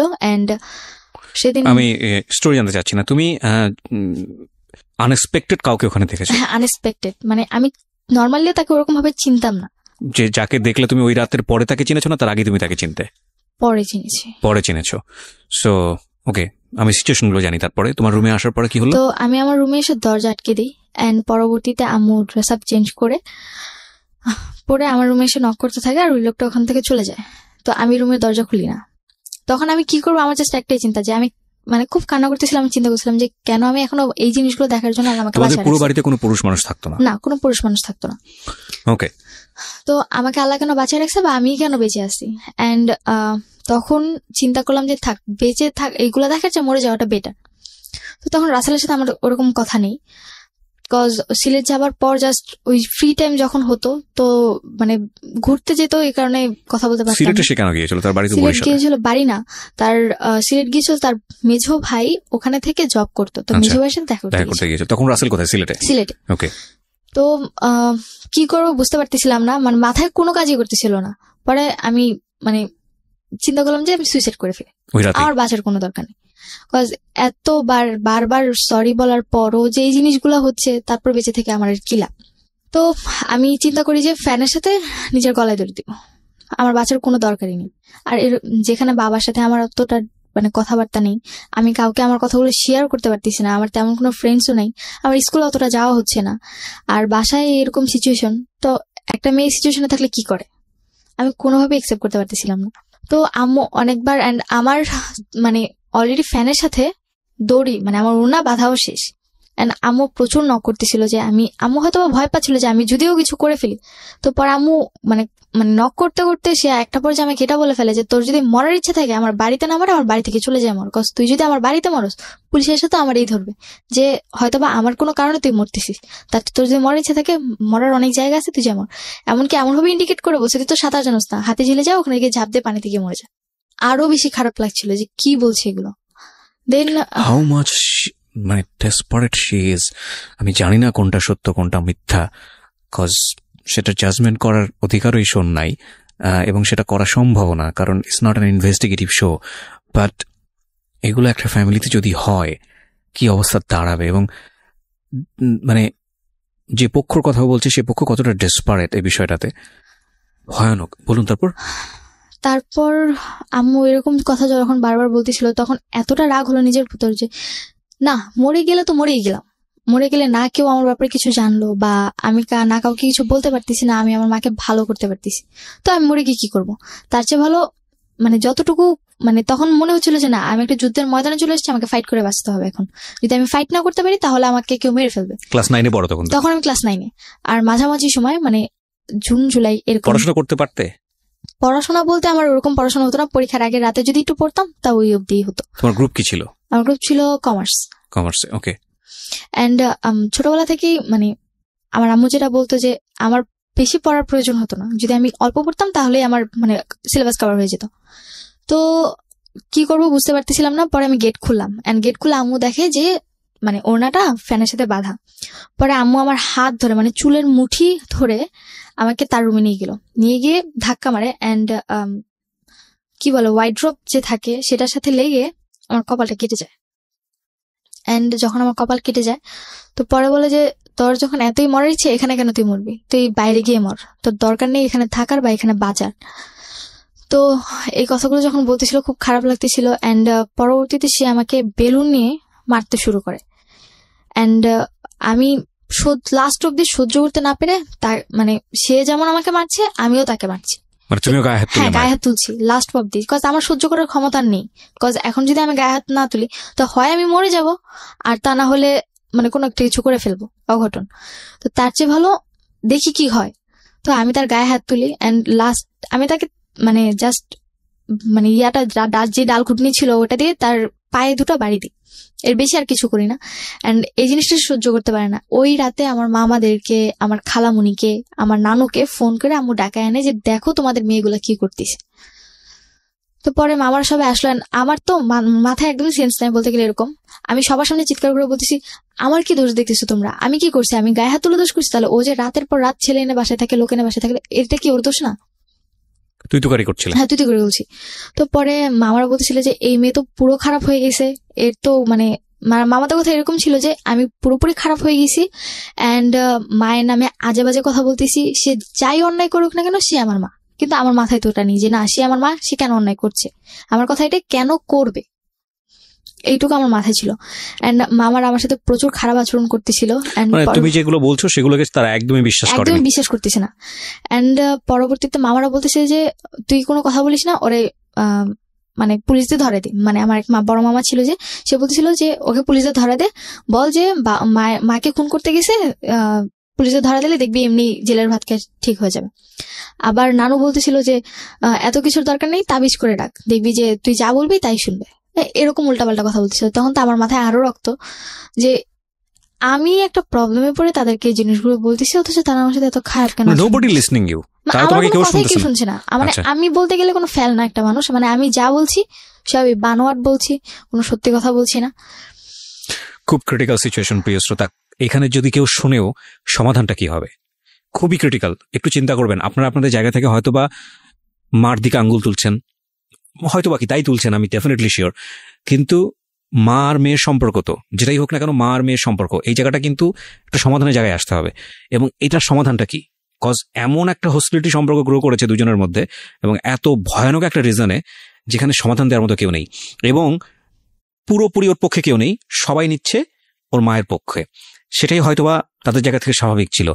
এবং এটা আসলে কোন জিনিসটাকে কাটবে, পক্ষ নিলেই বা এটার সমাধানটা কি হবে? মানে এর চাইতে ডিফিকাল্ট মোমেন্ট মার লাইফেও কখনো এসছে কিনা জানি না, এবং ওর লাইফে তো অফকোর্স আমি জানি না শেষ পর্যন্ত সেটার কি হয়েছে। তবে যারা আজকের এই গল্পটা শুনে অনেকে বিশ্বাস করতে পারছেন না, তাদেরকে আমি বলবো আপনি নিশ্চয়ই পত্রপত্রিকা পড়েন, আপনি নিশ্চয়ই লাস্ট 2-4-5 বছরের ঘটনা যদি একটু পেছন দিকে যান, এইরকম একটা প্রেমের সম্পর্ক, এরকম অবৈধ সম্পর্কের কারণে নিজের ছেলে মেয়েকে মেরে ফেলেছে, এবং নিজের ছেলে মেয়েকে মেরে পত্রিকার শিরোনাম হয়েছে, হেডলাইন হয়েছে, এরকম অসংখ্য ঘটনা আপনি পাবেন। সো এতটা অবাক হওয়ার কিছু নাই। রেডিওতে ফর দ্য ফার্স্ট টাইম আমি বলি যে এইরকম একটা ডেসপারেট স্টোরি উঠে আসতেছে, আমরা চেষ্টা করতেছি এটার সমাধান খোঁজার জন্য। তারপর ওই দিন রাতে পরে মামারা আমাকে উল্টাপাল্টা কথা বলে, অ্যান্ড পরবর্তীতে মামা বলে যে আমার রুমে আমাকে দিয়ে যায়, অ্যান্ড বলে যে তুই এই রুম থেকে বের হবি না, তুই যদি রুম থেকে বের হস তাহলে সত্যি সত্যি তোকে আমি পুলিশে দিয়ে দিব। এরকম কথা বলতেছিল। পরে আমি আমার রুমে চলে যাই, আমি আর কিচ্ছু বলি না। মামারা পরে চলে যায় রাত। পরের দিন সকালবেলা আমার আশেপাশের মানুষের যে রাতে চিৎকার চেঁচামেচি হয়েছে, তো ওগুলো শুনছে। তো পাশের বাড়ির কয়েকজন আসছেন, মানে 3-4টা নানু আসছে। ওরা জিজ্ঞেস করলো যে কি হয়েছে। তো আম্মু আবার সকালবেলায় মানে এর আগের বারের মতো গেটে তালা দিয়ে চলে গেছে নানু বাসায়। তারপর আমি সবাই বললাম যে এরকম কাহিনী হয়েছে। পরে বলতেছে তাহলে তুই তো বাবাকে জানা। তো আমি তাদের কাছ থেকে ফার্স্ট ইন্সপিরেশন পাই যে না, আমি আমার বাবাকে জানাবো। কারা এটা বলে? আমার পাশের বাড়ির লোকেরা, আমার প্রতিবেশীরা। তো পরে আমি বাবারে ফোন দিই। তো এর আগেই নাকি আমার আম্মু উল্টাপাল্টা অনেক কথা আমার বাবারে বলে গেছে, তুমি অনেক আগে আমাকে বলেছো। হ্যাঁ। তো পরে আমি যখন বাবারে ফোন দিই, মানে বাবার ডিরেক্টলি নাম্বার, আমার বাবার মুখস্থ ছিল নাম্বার, তো আমি ওই নাম্বারে ফোন দিই। পরে আব্বু আমার ফোন প্রথম কয়েকবার রিসিভ করে, তো আমার কাছে টাকা ছিল না, তো যার কারণে বাইরে ফোন দিলে টাকা বেশি কেটে নেয়। তো পরে আমি আমার নানুর কাছ থেকে, মানে যে পাশের বাড়ির নানু ছিল তার কাছ থেকে 100 টাকা নিয়ে আমার ফোনে লোড করিয়ে তার ফোন দিই। তো এর মধ্যে আমার রাসেলের সাথে কোনো কথা নেই, মানে রাসেলের সাথে আমার কোনো কথা হচ্ছে না টোটালি। তো পরে বাবা আমাকে পরে নেট নাম্বার দিয়ে ফোন দিয়েছে, কি হয়েছে, কেন তুমি এত পাগলামি করতেছো, কেন তুমি তোমার মায়ের গায়ে হাত তুলছো, তুমি কি আমার মেয়ে? আমার বাবা আবার হাজি মানুষ ছিল, উনি 2 বার বড় হজ করেছে আর 18-19 বার ওমরা করেছে। ওকে। তো তার কাছে ছিল এরকম যে আমি পর্দাশীল ভাবে চলবো, আমি কেন মায়ের গায়ে হাত তুলছি, কেন উশৃঙ্খল হয়ে গেছি, কেন ছেলেদের সাথে বাইরে ঘুরতে যাই, অথচ এগুলো কিছুই না। মানে ফোন দিয়ে যে কথাগুলো বলছে, মানে ওগুলো পুরোপুরি অবাক করা ব্যাপার। বলছে তুমি রাত করে, তোমার কি এটা নিজের বাড়ি যে তুমি রাত করে তোমার নিজের আরেকজনের বাড়িতে তুমি লোক নিয়ে আসো? মানে আমি মনে হচ্ছে আকাশ থেকে পড়লাম, আমি বাসায় লোক নিয়ে আসছি মানে কি? পরে বলতেছি যে তোমার মায়ের সাথে আমার কথা হয়েছে, তোমার মা আমাকে সব বলছে। বললাম যে তুমি আমার কথাটা শুনবো, আমার কথাটা শুনবো না? পরে বাবা বলছে যে কি বলতে চাও তুমি বলো। পরে আমি বললাম যে এরকম এরকম ঘটনা হয়েছে, আমি কাউকে আনিনি, এর আগে একবার লোক আনছে, এবার একবার লোক আনছে। তখন আমার মেজাজ খুব গরম ছিল। রাসেল আমার বয়ফ্রেন্ড বা আমার সাথে রিলেশন কিনা এত কিছু সেন্স আমার ছিল না। তুমি রাসেলের নামটা বলেছো? হ্যাঁ, আমি রাসেলের নামটা বলে দিয়েছি যে ও কিন্তু ওর সাথেও কথা বলে। এখানে 3টা মানুষের নাম অলরেডি উঠে আসছে। তারপর আম্মু বলতে, মানে আব্বু আমাকে বলতেছে যে এগুলা কিছুই না, সব ব্যাপারে আমি জানি, তোমাদের এই বয়সী মেয়েরা যে কত খারাপ হতে পারো ওই ব্যাপারে আমার জানা আছে। এই কথা বলে ফোন কেটে দিছে। পরে আমি ফোন দিচ্ছি আর ফোন রিসিভ করেনি, ফোন পিকও করেনি। পরে মানে আম্মু বাসায় আসতেছে, বাসা থেকে এসে খাওয়া দাওয়া করতেছে, মানে আমার ভাইদেরকে নিয়ে আবার চলে যাচ্ছে, কিন্তু আমাকে বাসায় ঢুকতে দিচ্ছে। কোথায় যাচ্ছে সে? নানু বাসায় চলে যাচ্ছে। বাসাটা বাইরে থেকে তালা দাও? তালা দিয়ে চলে যাচ্ছে। তুমি কোথায় তখন? আমি বাইরে। তোমাকে বাসার ভিতরে ঢুকতেই দিচ্ছে না। তোমার নানুর বাড়ি কত দূর ছিল বাসা থেকে? আমার বাসা থেকে 8-9 মিনিটের রাস্তা। ওকে। তো আমাকে বাসায় ঢুকতে দিচ্ছে না। এন্ড ঢাকার কোন এলাকার ঘটনা এটা? এটা বাড্ডা এলাকা। বাড্ডা, ওকে। পরে এর মধ্যে তো তার আগের দিন রাতে আমার মামারা নানুরা এসে আমাকে অনেক কথা বলে গেছে, আমি যেন টোটালি তাদের বাড়িতে না যাই। আমার মামা নানুদের কথা এরকম ছিল, যদি আমি ওই বাড়িতে যাই যে আমার মামা তো বোনরা আছে, আমারটা শিখে নাকি তারা খারাপ হয়ে যাবে। অ্যান্ড জিনিসগুলো মানে নিজের মতো খুবই খারাপ ভাবে একটা মানে প্রেশার পড়ে যে কি মানে এতটা ডিসপারেট হয়ে গেছিলাম যে আমি সিরিয়াসলি জানতাম না যে কি করব। তখন মেবি বিকালবেলা রাসেল আমাকে ফোন দেয় যে কি হয়েছে, তুমি আবার বাসে কেন ঝামেলা করতেছো? আমি বলি কি, আপনি তো বলছিলেন মানে এইভাবে ঝাড়িতে, আপনি তো বলছিলেন, ওয়াদা করছিলেন আমার মা কোনোদিন খারাপ কিছু করবে না, এখন কেন এগুলো করতেছে? পরে সেও অবাক যে কি করছে। তখন আমি জানতে পারলাম যে না, আমার মায়ের প্রতি তার একটা উইকনেস আছে। সে বারবার জিজ্ঞেস করতেছিল কি হয়েছে, কেন হয়েছে, কিভাবে হয়েছে, কখন হয়েছে। মানে কিউরিওসিটিটা এমন বেশি ছিল যে আলটিমেটলি তো তার প্রতি কমিটেড ছিল। আমি যে বলতেছি আমারটা এতটা মানে ইম্পর্টেন্ট না, বা আমি যে একটা সিচুয়েশন আছে ওইটা ইম্পর্টেন্ট, শুধু মায়ের বিষয়গুলো জানতে চাচ্ছে। তো পরে আমি তারে বললাম সবটা। পরে সে বললো যে ঠিক আছে আমি আজকে আসতেছি, সে দেখতেছি কি হয়। তখন সে ওখান থেকে সিলেট থেকে রওনা দিয়ে দেয়। তো পরে মেবি তার সাথে আমার কথা হয়, আম্মু আবার তার কথা শুনতো, মানে সে যা বলতো তাই শুনতো। তো পরে রাতের যখন 10টা বাজে, বাই দ্য ওয়ে একটা কোশ্চেন আমি বোধহয় ছেড়ে যাচ্ছি, যেই ছেলেটার সাথে এই সম্পর্কটা বা আগের যে ছেলেটাকে নিয়ে তুমি এটা বললা, তাদের ফ্যামিলিতে তুমি চাইলে জানাতে পারতা? তাদের ফ্যামিলিতে জানাতে পারতাম চাইলে, কিন্তু আমি কি করে জানাবো? আমি তো তাদের ফ্যামিলির সাথে অতটা ইন্ট্রোডিউস না, আর আমার কথা আমার ফ্যামিলির কেউই বিশ্বাস করতেছে না, তাদের ফ্যামিলি কি করে বিলিভ করবে? এক্স্যাক্টলি। তুমি তো যখন তোমার মা সম্পর্কে কমপ্লেন গুলো করছো, নিশ্চয়ই কে এসেছিল রুমের মধ্যে সেটা তুমি জানতা, তো তাদের কথা নিশ্চয়ই তুমি তোমার ফ্যামিলিকে বলতেছিলা, তোমার নানুকে বলতেছিলা, সবাইকে বলতেছিলাম। তখন তারা রেসপন্স? কেউই বিলিভ করতেছিল না, তাদের কথা ছিল এটাই। আম্মু বলতেছে আমি রাতে ঘুমোচ্ছি, ও কার সাথে ফোনে কথা বলছে, ওর মাথা বেরিয়ে গেছে, সে আমার সাথে খারাপ আচরণ করতেছে। মানে যখন তুমি কোনো একটা সিচুয়েশন বলতেছো এবং সেই সিচুয়েশনের জন্য কে দায়ী সেটাও তুমি বলতেছো, তখন তো তাদের উচিত ছিল যে ওই ছেলেটাকে ডেকে নিয়ে আসা, বা ওই যার এগেইনস্টে কমপ্লেইন তাকে ডেকে নিয়ে আসা। আমি এটাও বলছিলাম যে তুমি বিশ্বাস না করে তাকে ডেকে নিয়ে আসো, যে একটু আগে আমার বাসায় ছিল। যখন এই কথাগুলো বলতেছি তখন বলতেছি যে দেখছেন মানে আম্মু আমার মামাকে এভাবে বলতেছিল যে দেখছেন কতটা খারাপ হয়ে গেছে, এখন আউটলুক আনে আমার দিয়ে মানে আমার ফাঁসাইতে যেতেছে, এরকম কথা বলতেছে। ও গড, মানে মানুষের মতো একটু হলো সন্দেহ হওয়া উচিত, মানে এতটা ব্লাইন্ড সাপোর্ট কিভাবে আসে? মানে আই এম রিয়েলি কনফিউজ এই জায়গাটায়। ওকে, পরবর্তীতে আমি মামাদের মুখ থেকে এটা শুনতে পারলাম যে আমি নাকি রাতে লোক এনে থাকতাম এন্ড তাদেরকে বলতাম যে আমি যে তাদের সাথে থাকছি এটা না বলে বলবো, তাদেরকে বলে দিব যে তারা যেন আমার মায়ের সাথে এসে থাকছে, এটা যেন তারা সবাই বলে। তাদের মনে আমার মা বাবার মানে আমার মায়ের প্রতি এই বিলিফটা ছিল, তারা এই বিলিফটা করাইছে আমার। পরে রাতের 10টার দিকে আমি বাসায় ঢুকে সারাদিন আমার না খাওয়া, আমার সারাদিন কোনো খাওয়া নেই, রাতে তো অলরেডি ঝামেলা হয়ে গেছে। তো আমি বাসায় ঢুকছি এন্ড ফ্রিজ থেকে জাস্ট 1 বোতল পানি নিয়ে আমি আমার রুমে এসে ঘুম, কজ সারাদিন অনেক টায়ার্ড ছিলাম। তো ঘুমিয়ে পড়েছি। পরের দিন সকাল 6টার দিকে রাসেল এসে আমাদের গেটে নক করে, আম্মু গেট খুলে দেয় এন্ড দেখি অনেকক্ষণ রাসেল আমার সাথে কথা বলে। এন্ড তখন মানে আমি সহ্য করতে পারতেছিলাম যে রাসেল আমার আম্মুর সাথে কথা বলবে, হয়তো আমি ওর প্রতি অনেকটা উইক হয়ে গেছিলাম। তো আমি সহ্য করতে পারতেছিলাম না, আমি আমার রুমের দরজা নক করে বসে আছি। রাসেল অনেকক্ষণ এসে পরবর্তীতে আমার রুমে নক করে, পরে আমি গেট খুলে দিই, পরে আমাকে নিয়ে গিয়ে বলতেছি যে শোনো, মায়েরা ভুল করতেই পারে, তবুও তো তোমার মা, কিছু মনে করো না। তো আমার আম্মুর সামনে উনি এই কথা বলে। পরবর্তীতে আমার রুমে এসে আমাকে যেটা বলে যে তুমি যেটা করছো ঠিক করছো। আমি ফার্স্ট টাইম তার দিক থেকে একটা ইন্সপিরেশন পাই যে না, সে আমাকে বলছে আমি যেটা করেছি ঠিক করেছি।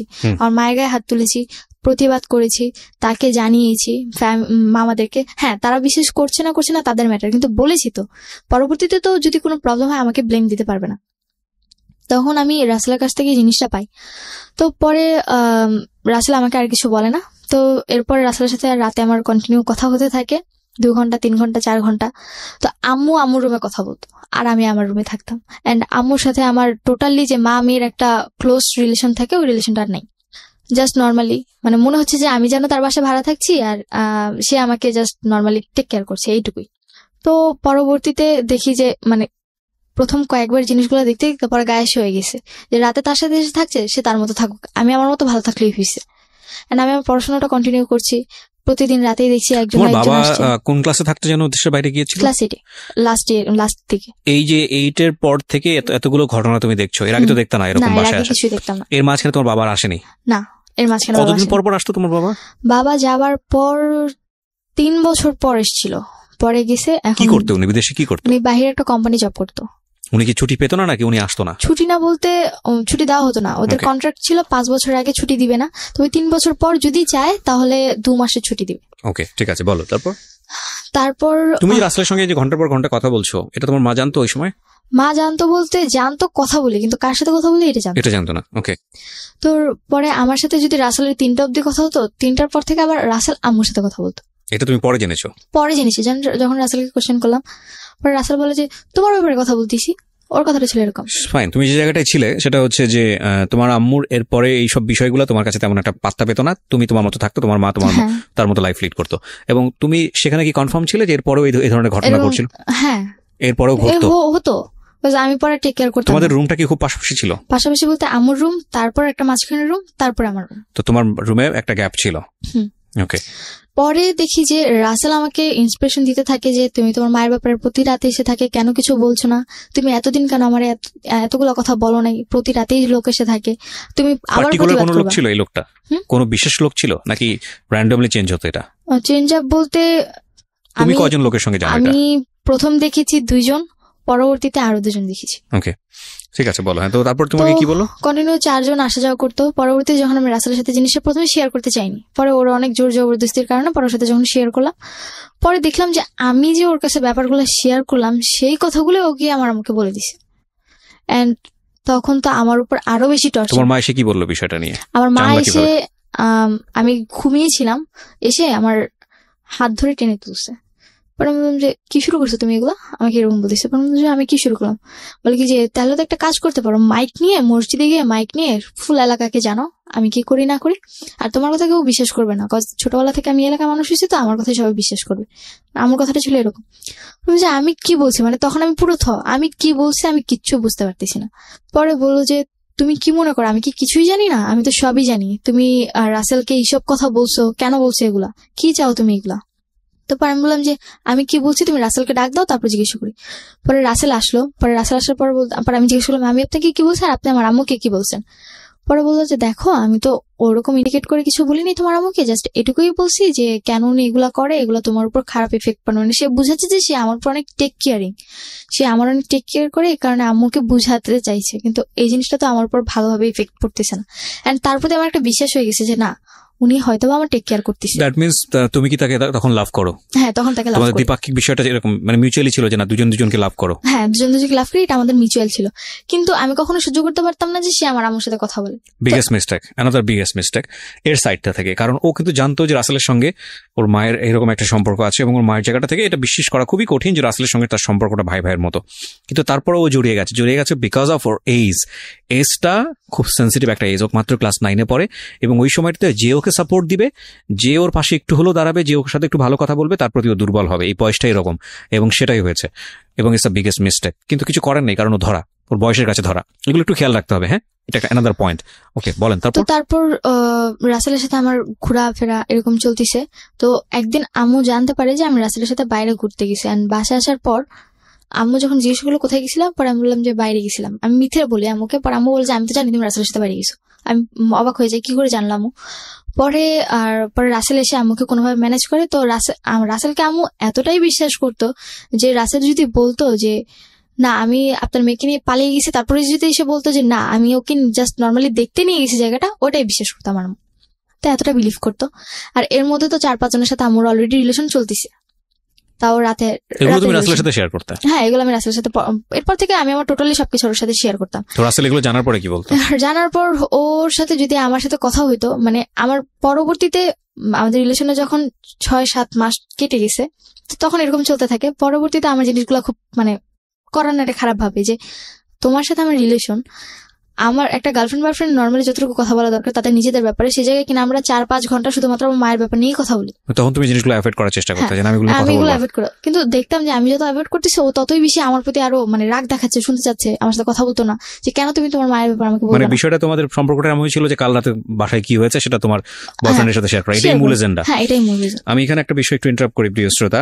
আজকে যে স্টোরিটা আমরা এখানে প্রচার করছি সেখানে ওর সামাজিকতার কথা চিন্তা করে, এবং এই ধরনের স্টোরিতে শুধু সামাজিকতা না, যাতে করে এটা একটা স্বাভাবিক পার্সপেক্টিভ থেকেও ওর নাম এখানে অন্য নাম ব্যবহার করা হয়েছে, ওর আসল নাম প্রকাশ করা হয়নি। ওর ভোকালটা যেটা আপনারা শুনতে পাচ্ছেন ওটা রিয়েল ভোকাল না, এটা আমরা রেডিও এন্ড থেকে চেঞ্জ করে দিয়েছি। দিস ইজ রেকর্ডেড স্টোরি, আমরা রেডিও এন্ড থেকে এটা চেঞ্জ করেছি। এবং শুধু তাই না, ও যত নাম এখানে ব্যবহার করছে, যত পরিচয় এখানে এসছে, প্রত্যেকটা জিনিস হচ্ছে ফেক। শুধুমাত্র স্টোরিটা ও যেভাবে বলছে ওর জায়গা থেকে রিয়েল, এবং যাতে করে ওর সামাজিকতায় কোনো সমস্যা না হয় সেজন্যই এই নামগুলো বা ওর ভোকালটা সবকিছু চেঞ্জ করা হয়েছে, এবং যাতে করে ওর সামাজিকতায় কোনো সমস্যা না হয়। আমরা মূল ঘটনা থেকে কি শিক্ষা নিব সেটাই হচ্ছে বিষয়, সেজন্য মূল ঘটনার দিকে আপনারা ফোকাস করুন। ও কে, কোন এলাকা থেকে আসছে, কি, এটা ফাইন্ড আউট করবেন না, ঠিক আছে? ওকে, বলো তারপর। তো এর মধ্যে আবার জানতে পারি যে আম্মু আমার ব্যাপারে যে 4-5 জনের সাথে তার রিলেশন ছিল, সে তাদেরকে কন্টিনিউ আমার ব্যাপারে খারাপ কথা বলে যেত। শুধু তাই না, আমার নানু বাড়িতে গেলে আমার টপিক থাকতো খারাপ ব্যাপার। আমার বাবার সাথে তো প্রতি রাতে, মানে যদি আল্লাহ 30 দিন যদি আমার বাবার সাথে তার কথা হতো, প্রতি রাতে আমার বাজে টপিক নিয়ে আব্বুর সাথে কথা হতো। এন্ড আস্তে আস্তে আব্বুর মনটা বিষিয়ে তুলেছে, যেটাকে বলে। হ্যাঁ, তো তুলতে তুলতে এমন একটা পর্যায়ে চলে গেছে যে আমার সাথে বাবা টোটালি কথা বলতে চায় না।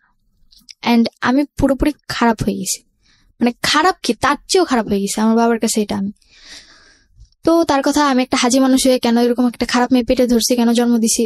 তো এটা হচ্ছে মূল কথা। আমার মায়ের বাবা মাকে এটা বলতো, এন্ড মাঝে মধ্যে এটাও বলতো যে ওই যে বান মেরে যে মানুষ মেরে ফেলে, আমার বাবা বলতো যে তোকে ওকে মেরে ফেল, তারপরে বাঁচা রেখে কি লাভ। তো তারপরে রাসেলের সাথে যখন আমাদের রিলেশনটা 8 মাসের কাছাকাছি চলে আসলো, এরপরে দেখলাম যে না, আমার সাথে যতটা ওর ওঠা বসা কথাবার্তা তার চেয়ে বেশি আমার সাথে ঘনিষ্ঠতা। আমার বাসায় আসলে আমি আবার তখন কোচিং করতাম, তো আমি যেটুকু টাইম কোচিং এ থাকতাম ওইটুকু টাইম আমার বাসায় থাকতো। আমি আসার আগে চলে যেত। এটা আমি আমার ভাইয়ের কাছ থেকে শুনি। পরবর্তীতে আবার দেখলাম যে আমি যদি স্কুলে যাই, আমার স্কুল থাকতো 7টা থেকে 7:30 থেকে পিটি শুরু হয়ে যেত, তা আমাকে 7টার মধ্যে উপস্থিত থাকতে হতো। 4:30 থেকে বাসা থেকে বেরিয়ে যেতাম। তখনও আমার বাসায় আসতো, আর আমার স্কুল ছুটি হতো 1:15-তে, আমার আস্তে আস্তে বাসা যেতে যেতে এরকম 1:45 বেজে যেত। তার আগেও চলে যেত বাসা থেকে। এই জিনিসগুলো আমার খুবই খারাপ লাগে। এন্ড পরবর্তীতে রাসেলের ম্যাটার নিয়ে প্লাস বাদবাকি যে ম্যাটারগুলো ছিল ওগুলা নিয়ে আম্মুর সাথে আমার তর্ক লাগতে থাকে। তো পরবর্তীতে আম্মু বলে যে তাহলে তোর বাসায় খাওয়া দাওয়া বন্ধ, তুই বাসায় খাওয়া দাওয়া করবি না, জাস্ট তোর থাকতে দিলাম দয়া করে আমার বাড়ি দেখে। আর কথায় কথায় আমাকে শুনতে হতো এটা তার বাড়ি, বাড়িটা তো আসলে ওনার নামে ছিল। ওনার নাম। আর কথা বলতে একটাই, যে এটা তোর বাবার বাড়ি না, যে তুই তোর নিজের পছন্দ মতো চলবি আর তুই তোর কথাগুলো বলবি, আমি এগুলো শুনবো। another important point, প্রিয় শ্রোতা, যে এখানে বাবার শক্ত হওয়ার সুযোগ ছিল কিনা আদৌ? আচ্ছা, তোমার বাবার কি এতটুকু সামর্থ্য ছিল না সে নিজে একটা বাড়ি করে, বা তোমার মার উপর অর্থনৈতিকভাবে ডিপেন্ড ছিল? আমার বাবা বলতে গেলে গ্রামে বাবার প্রচুর সম্পত্তি জায়গা আছে, কিন্তু ঢাকার মেয়ে বাবা পছন্দ করে। সেই ক্ষেত্রে আমার মায়ের বাড়ি ছিল, এখানে বাবা মোটামুটি উইক ছিল আমার মায়ের প্রতি। ওকে, ঠিক আছে, বলো। তারপর জিনিসগুলো মানতে পারি না। তো একদিন রাসেল অসুস্থ থাকে। তো এর মধ্যে আমাদের রিলেশনটা এরকমই চলতে থাকে। ওর সাথে আমার প্রতিদিন ঝগড়া হতো, কেন আম্মুর সাথে কথা বলে। আর আম্মুর সাথে তো আমার প্রত্যেক দিন ঝগড়া হতে, আর কোনো না কোনো কারণে প্রতিদিন আমার 2-1টা থাপ্পড় খেতেই হবে। আর হ্যাঁ, আর গালাগালির তো কোনো লিমিটই ছিল না। খেতে বসতে গালি শুনতে হতো, ঘুমোতে গেলে গালি শুনতে হতো। এত নিম্ন স্তরের গালিগুলো চলে গেছিল যে তার কাছ থেকে শুনে শুনে মনে হচ্ছে যেন ওই জিনিসগুলো এখন আমি রিপিট করছি। আর খারাপ, খুব খারাপ সেন্সেশন। নিজে সবসময় একটা জিনিস চিন্তা করতাম যে কেন এই ফ্যামিলিতেই বা জন্ম নিলাম, বা কেনই বা এগুলো আমি সহ্য করছি। তো তারপরে যখন আমি অতিরিক্ত উইক হয়ে পড়ি রাসেলের উপর, তো আমি টোটালি ওর না করে যাই, তুমি আমার মায়ের সাথে টোটালি কোনো কন্ট্যাক্ট করতে পারবে না। এবার তোমার বোন হোক, মা হোক, বাপ হোক, চাচা হোক, যাই হোক না কেন, বা তোমার আত্মীয় রক্তের কেউ হোক, তুমি কারোর সাথে, আমি ছাড়া দুনিয়ার সবার সাথে যোগাযোগ করো একমাত্র আমার মা ছাড়া। আর আমার মায়ের প্রতি আমার এমন একটা ঘৃণা নিজের মধ্যে জন্মে গেল যে আমি দুনিয়ার একটা নিকৃষ্ট মানুষকে সহ্য করতে পারবো, কিন্তু তাকে করতে পারবো না। ওকে ওকে। তো মায়ের তো অলরেডি এরকম রিলেশন চলছে। তো এরপরে বাসায় আসাটা 2-3 জনের বাসায় আসা বন্ধ হয়, কিন্তু আম্মু পরবর্তী থেকে তাদের বাসায় যাওয়া শুরু করে, বা বাইরে আউটসাইডে দেখা করা, মিট করা শুরু করে। এটা তুমি জানলা কিভাবে? এটা জানতে পেরেছি রাসেল একবার আম্মুকে ফলো করেছিল, তারপর জানতে পেরেছি। রাসেল তোমাকে ইনফরমেশনটা দেয়? হ্যাঁ, রাসেল ইনফরমেশন দেয়। আর আম্মু যে কথা বলতো, পরবর্তীতে আরেকটা এখানে মাঝখানে একটা ঘটনা ঘটেছে, সেটা হচ্ছে যে একবার আম্মুর সাথে এরকম ঝগড়া হওয়ার কারণে তো আমি নাকি, বাবা আম্মুকে বলে যে যেহেতু তোর মেয়ে এতই খারাপ হয়ে গেছে, তাহলে তুই ওকে কেন আলাদা রুমে থাকতে দিচ্ছিস? তার ও বাইরে থেকে লোক এনে রাতের পর রাত বাসায় থাকছে, তুই কেন এটা মেনে নিচ্ছিস? তাহলে ওকে রুম ছেড়ে দিতে বল। তুই তোর রুমে মাটিতে ফ্লোরে ওরে থাকতে দিবি, যদি থাকতে হয় থাকবে, না তো বাসা ছেড়ে চলে যাবে, কজ এটা তোর বাড়ি। তো আম্মু আব্বুর কথা শুনে আমাকে আমার রুম থেকে চলে আসতে বলে। তো আমি পরবর্তীতে আমার রুমটা ছেড়ে দিই, আমি আম্মুর রুমে ফ্লোরে বেড করে ঘুমোতাম। তো তখন তো রাতে আমার আবার ক্লাস 6 থেকে রাত জাগার একটু স্বভাব ছিল, রাতে এফএম শুনতাম।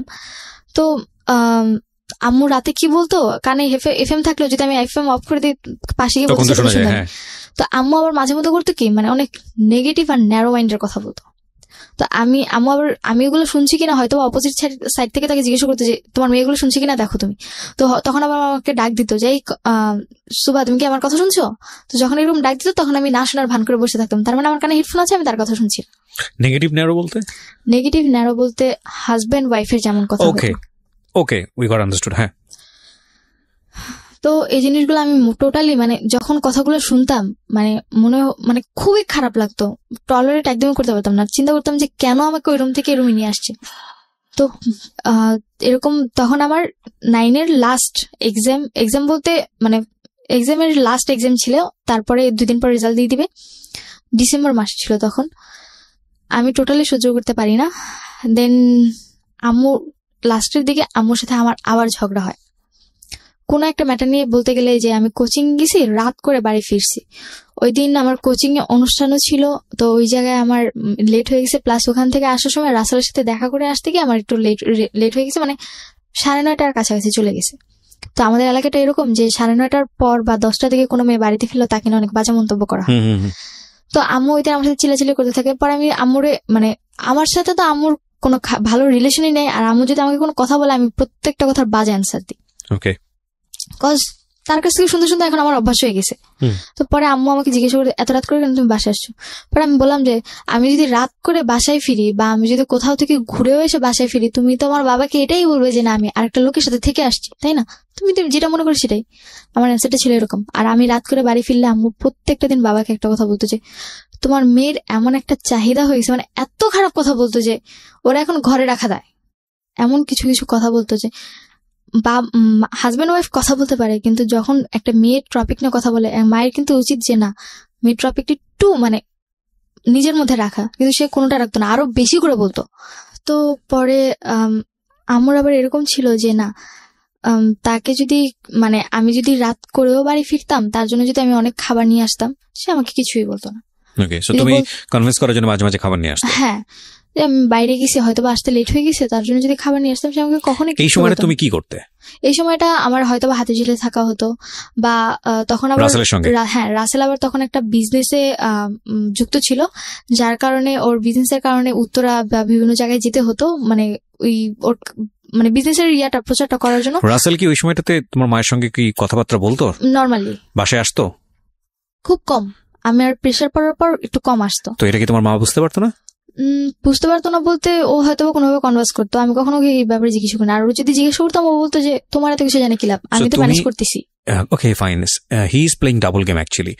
ও যখন তোমার সাথে বাইরে মিট করতো বা তুমি কার সাথে মিট করতো সেটা তোমার মা জানতো? মিট করতেছি বলতে আমার ওর সাথে বেশিরভাগই মিট হতো হয় কোচিং ফাঁকি দিয়ে, আর তা না হলে স্কুল ফাঁকি দিয়ে। আচ্ছা, তো এটা কি তোমার মা জানতো যে তুমি কার সাথে টাইম পাস করতেছো, কোন ছেলের সঙ্গে? জানতো না, এটা জানতো না। আচ্ছা, তো তুমি বলছিলে রাত করে বাড়ি ফেরা, কটার দিকে ফিরতে সর্বোচ্চ রাত হলে? আমার সর্বোচ্চ 9:30টার অবধি কখনো যাইনি। 9:30?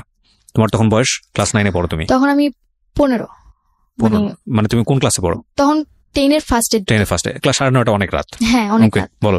তো পরে যখন আম্মু আমার উপর চিৎকার চেঁচামেচি করতো, তো আমি বলতাম যে তুমি করলে দোষ না আমি করলে দোষ, মানে আমার কথাটা এরকম ছিল। রিপিট দ্য সেন্টেন্স, বলো। যে তুমি করলে দোষ না আমি করলে দোষ। So ultimate lesson of the story is here. এইখানেই হলো লেসন, এবং এটা আরো কত বড় দিকে যাবে সেটাই হচ্ছে দেখার বিষয়। এই লাইনটা একটু মাথায় রাখেন, কারণ একটা কথা আমরা সবসময় বলি, শিশুকে যে পরিবেশে বড় করছেন সে সেই রকমই হবে বা তার চেয়ে ভয়ানক হতে পারে। ওকে, হ্যাঁ। তো যখন আম্মুর সাথে এরকম তর্ক বিতর্ক যেত, তো তার সাথে আমার মানে এরকম কন্টিনিউ এরপর থেকে প্রতিদিনই প্রায় তার সাথে আমার মারামারি হতো, মানে সে আমাকে মারতো আমি তাকে মারতাম, তারপর সে আমাকে বকাবকি করতো। সো ন্যাস্টি না? এগুলো শুনলেও মানে যে এটা চিন্তাই করা যায় না, বাট চিন্তা করে দেখুন মানে কতটা ভয়াবহ হতে পারে একটা পারিবারিক সমস্যা। ওকে, তো এরকম ঘটনা ঘটতেই থাকে প্রতিদিন। তো তখন আস্তে আস্তে মানে রাসেলের প্রতি আমি একটু উইক হতে থাকি আরো বেশি। তো তখন ওরা আমি বিলিভ করা শুরু করে, মানে ও আমাকে যা বলতো আমি তা বিলিভ করতাম, ও আবার আম্মুকে যা বলতো আম্মু তা বিলিভ করতো। মানে ও এদিক থেকে আম্মুর সাথেও কথা বলতো, আমার সাথে, মানে দুদিক থেকেই ওর মানে ইয়াটা খুব ভালো ছিল। কোথায় গিয়ে দাঁড়ায় সেটাই আমরা দেখবো। এরকম ভাবে আমার বড় মামা আমার ফ্যামিলির প্রতি একটু বেশি টেক কেয়ারিং ছিল, তো উনি প্রায়ই আমাদের ঝগড়া মিটাতে আসতো। তো এক পর্যায়ে মামা কন্টিনিউ আস্তে আস্তে হয়তো ওনার কোনো না কোনো ভাবে কোনো বাজে একটা দিক পড়ে। তো কে পরে আসে? আমার বড় মামা কন্টিনিউয়াসলি আসতেছিল? হ্যাঁ কন্টিনিউ আসতে কেন থাকে। আসতেছিল? এই যে আমাদের ঝগড়া সামাতে বা আমাদের ফ্যামিলি এখন কেমন আছে এইসব ব্যাপারে উনি কি জানতে। বিবাহিত ছিল?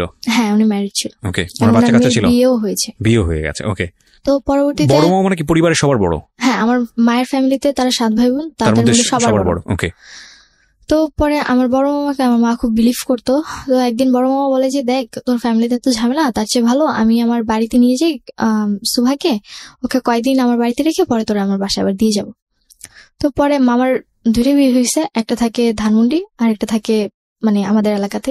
তো মামা বলছে যে যে আমাদের এলাকা থাকলে যে কোনো সময় তোর বাসায় চলে আসতে পারবে, তার চেয়ে বলে আমি ওকে ধানমন্ডি নিয়ে যাই। ধানমন্ডিতে আমি মানে আমি একদমই প্রস্তুত ছিলাম না বা আমি যেতেই চাইনি টোটালি, কিন্তু আম্মুর প্রচুর জোর জবরদস্তি গালাগালি সহ্য করতে না পেরে যে এইটুকু চিন্তা করতাম যে না 2-3 দিনের জন্য রেস্ট তো পাবো অন্তত আমি। তো এই চিন্তা করে পরে আমি গেলাম, তখন আমি টেনের ফার্স্টের দিকে। তো যখন আমি ধানমন্ডি মামার বাড়িতে গেলাম, তো ওই দিনটা ছিল যে মামাদের বাড়িটা ছিল এরকম যে মানে ফুল বাড়িটার মধ্যে একটাই মানে একতলা বাড়ি। তো 2টা ফ্ল্যাট ছিল, এক ফ্ল্যাটে হাজবেন্ড ওয়াইফ থাকতো, তারা সকালে চলে যেত রাতে আসতো, আরেক ফ্ল্যাটে মামা আর তার ওয়াইফ থাকতো। আর আশেপাশে সামনে ছিল বড় একটা মাঠ, আর ডান পাশেও এরকম খোলামেলা ছিল, আর পিছনে ছিল মানে বাগান টাইপের। তো যখন ওই বাড়িতে গেলাম, তো প্রথম দিন মোটামুটি ভালো, নিজেদের বলতে ভাড়া থাকতো তারা। তো প্রথম দিনটা মোটামুটি মামি আমার খুব টেক কেয়ারিং করে। তো মামি আবার জব করতো, মামা নর্মালি কিছু করতো না। তো মামি সকালবেলা জবে চলে যায়, পাশের বাড়ির লোকেরাও চলে যায়। তো আমি মানে ড্রয়িং রুমে বসে টিভি দেখতেছিলাম। তো মামার আচরণগুলো আমার কাছে খুব একটা ভালো লাগেনি, মানে সে অন্যরকম আচরণ করতেছিল। তো পরবর্তীতে তার আমার পাশে এসে বসা টাচিং গুলো আমার কাছে খুবই খারাপ লাগে। তো পরবর্তীতে আমি মামার মানে ড্রয়িং রুম থেকে আমি আমার রুমে গিয়ে রুম নক করে দিয়ে রুমে শুয়েছিলাম। তো পরে মামা এসে অনেকক্ষণ রুমে নক করে, আমি খুলিনি। পরে বললো যে মানে ভয় দেখাচ্ছিল, যদি তুই না খুলোস তাহলে কিন্তু আমি তোকে পুলিশে দিয়ে দিবো বা তোর কিন্তু একটা ক্ষতি করে ফেলবে, এরকম কথা বলছিল। তবু আমি খুলিনি। তখন আমার কাছে ফোন নেই, তখন আমার ফোন নিয়ে গেছে আম্মু। তো পরে আম্মুর সাথে কথা হচ্ছিল, পরে মামা ভেবে আম্মুরে ফোন দিছে যে তোর মেয়ে এত বেয়াদব যে কোনো কথা শুনে না, আমাদের এখানে এসে খারাপ আচরণ করতেছে। আমি রুমে বসে কথাগুলো শুনতেছি, আম্মু কি বলছে সেটা তো আমি জানি না। তো মামা এরকম কথা বলতেছিল, হয়তো বা আম্মু বলতেছিল যে ওরে মাইর দেন বা দেখবেন ঠিক হয়ে গেছে, ওরা মাইর দিয়ে সোজা করতে হয়, আমারটা মারলে তো আমারে উল্টা দেয়, আপনারা মারলে তো আপনাদেরকে আর কিছু করবে না, এরকম কথা বলতেছিল। তো পরে মামা রেগে যায় প্রচুর আমার উপর। অ্যান্ড পরে যখন আমি পরে অনেকক্ষণ দরজা, তোর মা কথা বলবে তোর সাথে, দরজা খুল। পরে আমি যখন দরজা খুলি, মামা আমার গায়ে হাত তুলে আমাকে একটা চড় মারে। অ্যান্ড এতটাই জোরে ছিল যে না আমি 2-3 মিনিটের জন্য স্তব্ধ হয়ে গেছি। তো পরে আমি বললাম যে কি করতেছেন এগুলো আপনি। পরে আমার সাথে অনেক বাজে আচরণ করে, অ্যান্ড এক পর্যায়ে অনেক খারাপ সিচুয়েশনের মধ্যে উনি আমাকে রেপ করে। আমার লাইফে ফার্স্ট টাইম ছিল তখন। আমি প্রচুর চিৎকার করি কিন্তু কোনো লাভ হয়নি। হয়তো বা আমার চিৎকারটা কারো কান অব্দি যায়নি, বা হয়তো আমার ভাগ্যেই ছিল এরকম। ভাগ্যের দোষ দিয়ে লাইফটাকে ছেড়ে দিই যে কি করলাম এটা আমি। তো ওই দিন এই সিচুয়েশন যাবার, উনি তোমাকে কি বলে এই ঘটনার পরে? এই ঘটনার পর আমাকে একটাই কথা বলে যে তোর মায়ের মানে পরবর্তীতে ওনার মুখ থেকে আমি যেটা জানতে পারলাম যে হয়তো ওনাদের ফুল ফ্যামিলিটাই এরকম। বড় মামার সাথে আচরণ করার পর বলে যে আমার যে ছোট মামা ছিল উনিও নাকি এরকম কয়েক জায়গায় এরকম কিছু করছে। সো আমি যদি এগুলো কাউকে বলতেও যাই কেউ কখনো বিলিভ করবে না, আর এতে নিজের বদনাম হবে, নিজের মান সম্মান যাবে, প্লাস সমাজে কলঙ্কিত হব আমি। এই কথাগুলো বললে সমাজে হ্যাঁ হয়তো বা ন্যায় বিচার তো কখনো আমি পাবো না, তাদের কথা ছিল এরকম যে ন্যায় বিচার তো তুমি কখনোই পাবো না, আর আমাদের ব্যাপারে কিছু বলতে গেলে কেউ কখনো বিশ্বাসও করবে না, আর তাছাড়া তুমি এখনো 18 বছরের হওনি। তখন আমার সবচেয়ে বড় মানে তখন এটাই মনে করতাম যে কেন আমি 18 বছরের আগে আমার জীবনে এগুলো আসতেছে, সহ্য করতে পারিনি। তারপর বাসায় আসলাম। You are so desperate first of all. তুমি আজকে লাখ লাখ মানুষের সামনে কথাগুলো বলার সাহস করছো, এই জায়গা থেকে আমি তোমাকে অনেক ডেসপারেট মনে করতেছি। তুমি ঘটনা ঘটার পরে পুলিশে যাওনি কেন? আমি গিয়েছো তুমি? পরে গেছি, অনেক আমরা আগাই প্রিয় শ্রোতা। হ্যাঁ, তো পরে আমি বাসায় আসার পর 2-3 দিন কোনো কথা নেই, অ্যান্ড যে জিনিসটা আমার কাছে অনেক কষ্টকর ছিল, ফার্স্ট টাইম আমার লাইফে এরকম কিছু, অনেক পেইনফুল ছিল। পরবর্তীতে রাসেলের সাথে আমি ব্যাপারটা শেয়ার করি। ওটা কি ইন দ্য মিন টাইম মানে ঘটনা ঘটার পরপরই শেয়ার করেছো? পর বলতে 4-5 দিন পর। ওকে। তো যখন আমার বাসায় এসে পরে আমি ওর কথাগুলো বললাম এন্ড দেখলাম যে ও আমার কথাগুলা মনোযোগ দিয়ে না শুনে আমার কথাগুলো নেগেটিভলি নিচ্ছে, কেন করছে, কিভাবে করছে। আমি এক্স্যাক্টলি মানে ও বেসিক্যালি ওই ঘটনাগুলো মানে মোমেন্টটা জানার চেষ্টা করতেছে এবং ওই মোমেন্টটা থেকে এক ধরনের মজা নেবার চেষ্টা করতেছে। এক্স্যাক্টলি। ওকে, তারপর? যেটা আমি কোনোভাবে ওরে বলতে পারতেছিলাম না, আমার নিজের কিছু গিল্টি ফিল হচ্ছিল যে আমি এগুলা কিভাবে বলবো একটা মানুষকে। মানে ও আসলে সেক্সুয়ালি একটা বিকৃত মানসিকতার ছিল, মানে টু বি অনেস্ট যতটুকু ওর কাছ থেকে জানতে পেরেছি, যদি সত্যি হয়ে থাকে তাহলে এটা মোটামুটি ক্লিয়ার। নইলে একটা মেয়ে যখন এরকম একটা সিচুয়েশনে পড়ে তখন তার কাছ থেকে এত কিছু কোয়ারি করা মানে, এবং সেটা আমি তোমার কথাটা যতটুকু বুঝতে পেরেছি ওই মোমেন্টটা সম্পর্কে বেশি বেশি জানতে চাচ্ছিল। ও আসলে বিকৃত মানসিকতা ছিল, এছাড়া মানে আর কিছুই বলা যায় না। তো পরে এই ব্যাপারগুলো আমি ওর সাথে ওরকম ভাবে শেয়ার করতে পারিনি, যার কারণে আমার উপর রেগে যায়। আমার কাছে উল্টাপাল্টা অনেক কথা বলে। এন্ড পরবর্তীতে আমি ওরে কথাটা বলতে মানে আমার মনে হয় যে 2 সেকেন্ডও লেট করিনি, এর মধ্যে ওকে কথাগুলো আমাকে বলে দিছে, যে কথাগুলো আমি কার সাথে শেয়ার করতে চাচ্ছিলাম না। মানে তোমার এই আনএক্সপেক্টেড যে ঘটনাটা সেটা তোমার মাকে বলে দিয়েছে। তো আম্মুকে যখন ব্যাপারগুলো বলে, আম্মু সাথে সাথে আমার রুমে আসে, ও চলে যায়, তারপর আমার রুমে এসে বলে যে তো এতটা নিচে নামছিস যে তুই এখন আমার ভাইয়ের নামে ব্লেম দেওয়া শুরু করলি। আমি আমার কষ্টটা কারোর সাথে শেয়ার করতে পারতেছিলাম না, যে আমি এতটা বড় একটা প্রবলেমে পড়লাম যে অন্তত আমার মা আমার প্রবলেমটা শুনছে না, আমাকে উল্টো ব্লেম দিচ্ছে যে আমি তার ভাইয়ের নামে কেন ব্লেম দিচ্ছি। এন্ড 4-5 দিন কি 1 সপ্তাহের মতো আমি ঘর থেকেই বের হই না, ঘরেই থাকি। তারপর আমার এক্সাম পড়ে যায়, 10 ফার্স্ট ইয়ার এক্সাম এপ্রিলে পড়ে। তো পরে আমার এক্সাম দিন ছিল, ওই দিন আমার অ্যাকাউন্টিং এক্সাম ছিল এন্ড দিনটা ছিল মেবি মঙ্গলবার দিন ছিল। ওই দিন রাসেল অনেক অসুস্থ ছিল। আমার ঠিক এরকম একটা ঘটনার পরপরই অসুস্থ ছিল, তো আমার চিন্তা ছিল যে ও তো মেসে থাকে আর ওরকম ঠিকভাবে খাওয়া দাওয়া করতে পারে না, তো আমি আমাকে টিফিনের জন্য বা আমাকে যাওয়া আসা যাতায়াতের জন্য যে টাকাটা দেয় ওটা দিয়ে আমি হয়তো ওর জন্য ভালো কিছু কিনে ওকে দিয়ে আসি। একটু থামাচ্ছি, এত বড় একটা ভয়ানক মানে দুর্ঘটনা ঘটালো রাসেল, যেটা তোমার মাকে জানানোর কথা ছিল না, জানানোর পরে তোমার মা এসে তোমাকে টর্চারটা করলো, যেখানে তুমি রাসেলকে বলেই দিয়েছো যে তোমার এই বিষয়গুলো নিয়ে যেন কোনোভাবেই বিষয় তো না মানে তোমার তো দূরের কথা, সে তোমার মার সাথে যেন যোগাযোগ না করে। সেখানে তোমার এরকম একটা সেন্সিটিভ বিষয় রাসেল তোমার মাকে জানিয়ে দিয়েছে, তারপরে তুমি রাসেলের সঙ্গে এতটা ভালোবাসা কেন দেখাতে? ভালোবাসা বলতে যে তখন আমার মাথায় এটা ছিল না যে না ও কি করবে, আমার জাস্ট একটাই চিন্তা ছিল যে তারপর আমি ওর উপর রেগে গিয়েছিলাম, কিন্তু ও এর মধ্যে অসুস্থ হয়ে পড়ে। সামহাও তুমি ওর প্রতি উইক ছিলা এবং তুমি এটা করেছো, এটা ভুল ছিল না শুদ্ধ ছিল সেটা আপনারাই জাজ করবেন। আমার জায়গা থেকে তো মারাত্মক ভুল, যে কারণে সিক্রেটস, কিন্তু ও এটা করেছে। হ্যাঁ বলুন। তারপর আমি ওই দিন এক্সাম দিতে যাই, আমার অ্যাকাউন্টিং এক্সাম। তো আমার কোশ্চেন দেখে আমি খুব খুশি যে আর কারো কি কমন আসছে এটা না, আমি অলওয়েজ আমার পরীক্ষার হলে আমার মানে এতটাই ব্যাড লাগ ছিল, আমার স্কুল লাইফটা এতটাই খারাপ ছিল যে কখনো আমি কারো হেল্প পাইনি। মানে এক্সাম হলে যে একজন আরেকজনের হেল্প পায় ওই জিনিসটা আমার কখনোই ছিল না। আমি যতটুকু পাস করে আজ পর্যন্ত আসছি পুরোটা নিজের দক্ষতা। তো ওই দিনও আমার মানে এক্সাম পেয়ে আমি খুব খুশি যে আমার ফুল কমন আসছে। আমার জাস্ট এইটুকুই যে আমি কোনো মতে পাস মার্কটা উঠাবো, এরপরেই আমাকে যেই হোক তাড়াতাড়ি করে যেতে হবে, অন্তত 1 ঘন্টা আগে এক্সাম হল থেকে বের হয়ে ওর বাসায় গিয়ে ওরা কিছু দিয়ে আমার বাসায় যেতে হবে আবার। তো আমি ওই দিন এক্সামটা 2 ঘন্টার মতো কমপ্লিট করি, 4টা এক্সাম ফুল মানে 4টা মার্কস ফুল দিয়ে 40 আমার মানে যেটা 40 যতটুকু অ্যান্সার করছে আমার ফুল অ্যান্সারটাই আসবে। তো আমি এরপর এক্সাম হল থেকে বের হয়ে যাই। ওই জিনিসটা আমার মামি আবার ফলো করে যে এক্সাম হলে ঢুকে এক্সাম আবার 3 ঘন্টা, সেই জায়গায় আমি কিনা 2 ঘন্টা এক্সাম দিয়ে বের হয়ে গেছি, কোথায় যাচ্ছি, মামি আবার আমাকে ফলো করে। তো মামি ফলো করে পরে আমি মেইন রোডের দিকে যাই। ফলো করে মামি? কোন মামি এটা? এটা হচ্ছে আমার মেজো মামার ওয়াইফ। আচ্ছা। তো সবাই তোমার সম্পর্কে একটা নেগেটিভ পারসেপশন, সুতরাং সবাই ফলো করে। তো পরে দেখলো যে আমি একটা দোকানে ঢুকলাম, ঢুকে রুটি কিনলাম আর বাইরে থেকে কলা কিনলাম। তো আর মানে মেডিসিন যেটা নর্মালি কিনে যাচ্ছি। তো মামি আমাকে অনেকক্ষণ ফলো করে। তো ফলো করার পর মামি দেখলো যে আমি শুভর বাড়ির সামনে এসে একটা ফ্যাক্সিলোডের দোকান থেকে। শুভকে? শুভ বলতে রাসেলের ফ্রেন্ড। ওকে, রাসেলের ফ্রেন্ড। হ্যাঁ। তো ওর নাম্বার আমার মুখস্থ ছিল। তো আমি ফ্যাক্সিলোডের দোকান থেকে শুভকে ফোন করছি যে শুভ ভাই আপনি কোথায় আছেন? পরে বলে যে আমি তো বাড়িতেই আছেন। বলে কি রাসেল কি আসে? তাহলে আমি আসতাম। ওর ফোনে ফোন দিচ্ছি, ফোনটা সুইচ অফ ছিল।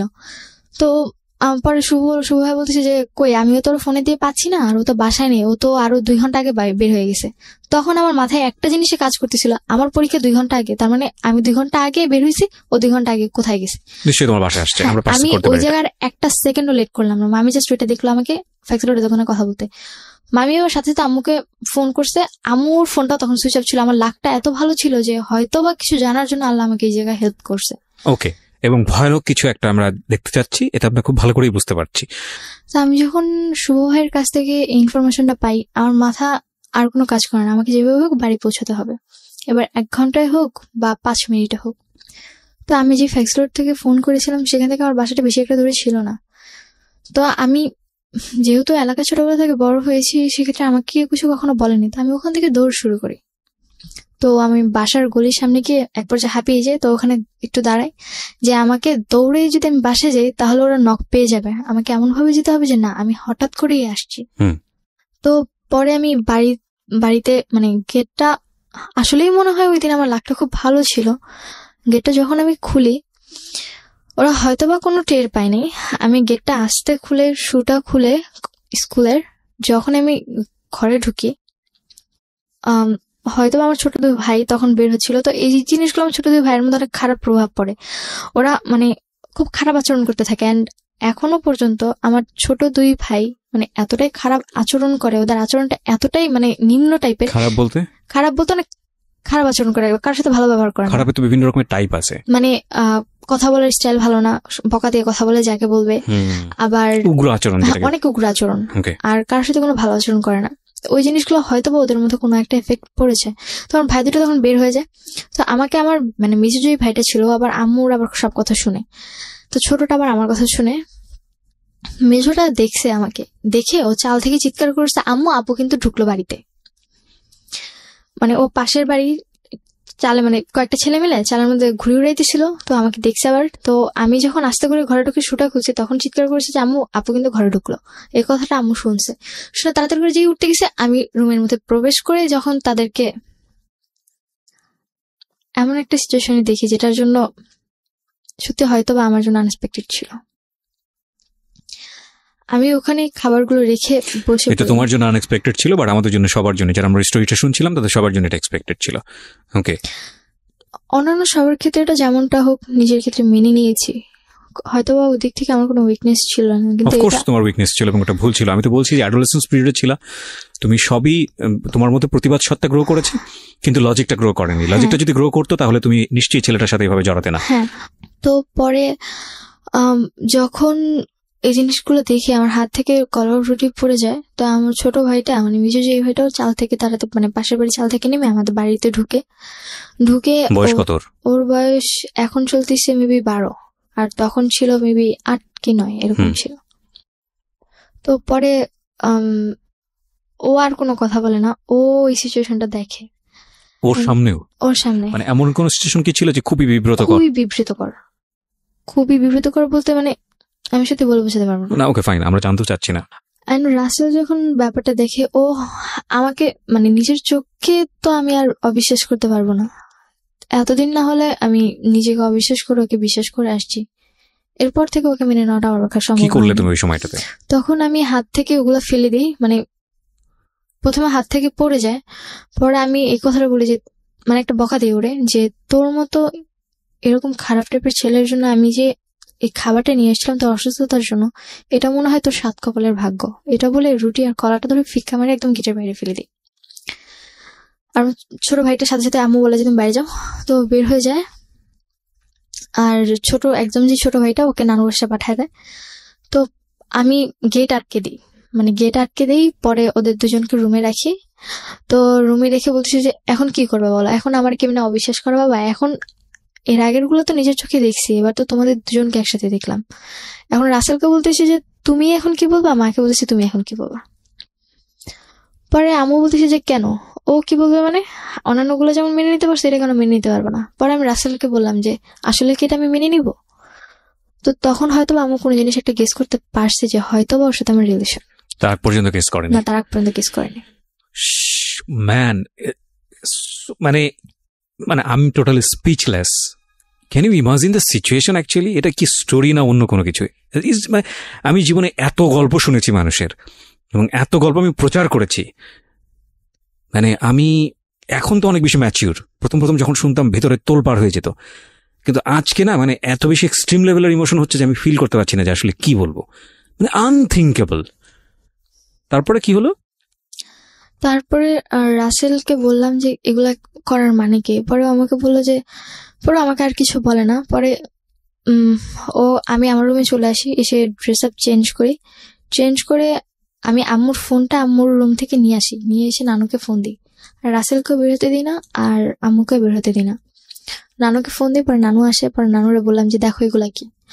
নানু আমার সাথে চিল্লাচিল্লি করতেছে যে এগুলা কি, মানে তুমি আবার উল্টাপাল্টা কিছু করে আবার তো আমার মেয়ের গায়ে দোষ দিচ্ছ।